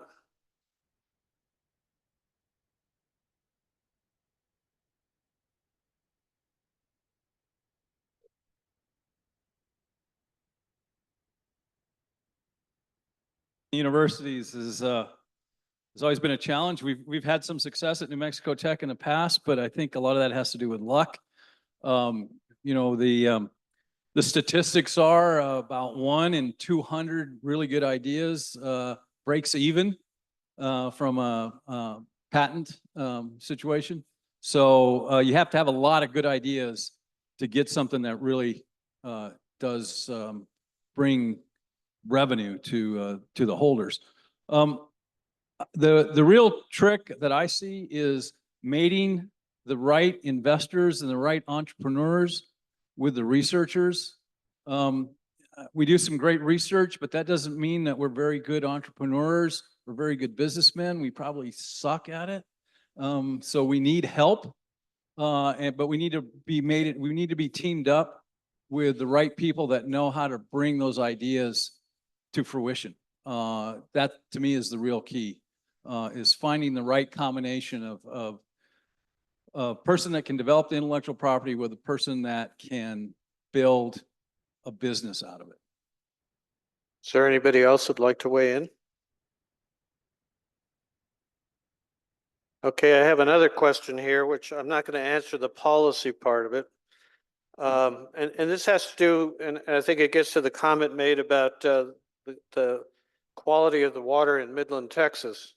So this morning we learned about toxicity studies. So the question is, do you think the fish we heard about this morning would survive Pecos River water? And if we can improve it, why not allow discharge? I'm not going to answer the policy part of that, but I do think for all of our scientists and the folks that discussed this today, what are the opportunities for all of the sciences being generated around brackish water and produced water being translated into other water sources that frankly are perceived to be safe, but in fact may not and could certainly use some treatment? Any thoughts about that?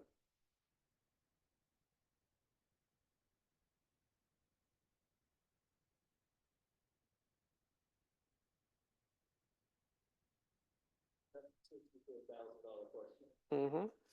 And I can say, at least for us, we are looking at municipal wastewater as an example as well. I think the same techniques we can apply to a lot of different waters. And one of the things I always think about when I think of our drinking water sources is something that I once heard in a presentation from Denver Metro Water, where they talked about there are times of the year when over 90% of the South Platte River is basically treated wastewater from the city of Denver. So when you think about that, a lot of times the water that's going downstream is everybody else's drinking water source. And we're comfortable with that, maybe because we have a history of getting our water that way. But that is also a wastewater that we're using as a water source. So some of the same issues apply, and maybe some of them have been studied a little more also, but not with all the new techniques that we have. So some of the same issues apply there, and there's more work to be done. Question over here or comment? No, let's give them the mic because not everybody can hear. I just want to add to And, this. and please introduce yourself. Oh, yes, my name is Gilad Cohen. In previous life, I was CEO of ID Technologies in the company that designed and operated the Carlsbad desalination plant, the other Carlsbad in California. I just wanted to add to your question. One, I think a safe water system is also diversified when it comes to sources. When you're relying on single source or two sources, you're at risk if something happens. So every water system has to plan itself strategically with multiple sources to the extent possible.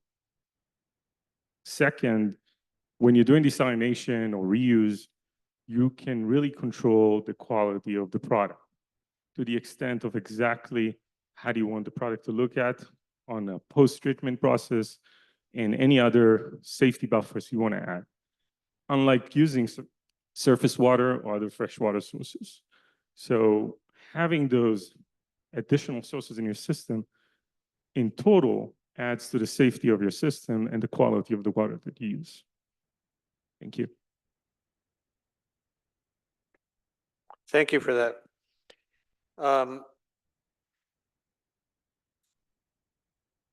Is it correct to say that characterization of deep brackish water is not complete and this more basic science is required before we contemplate its use in desal treatment?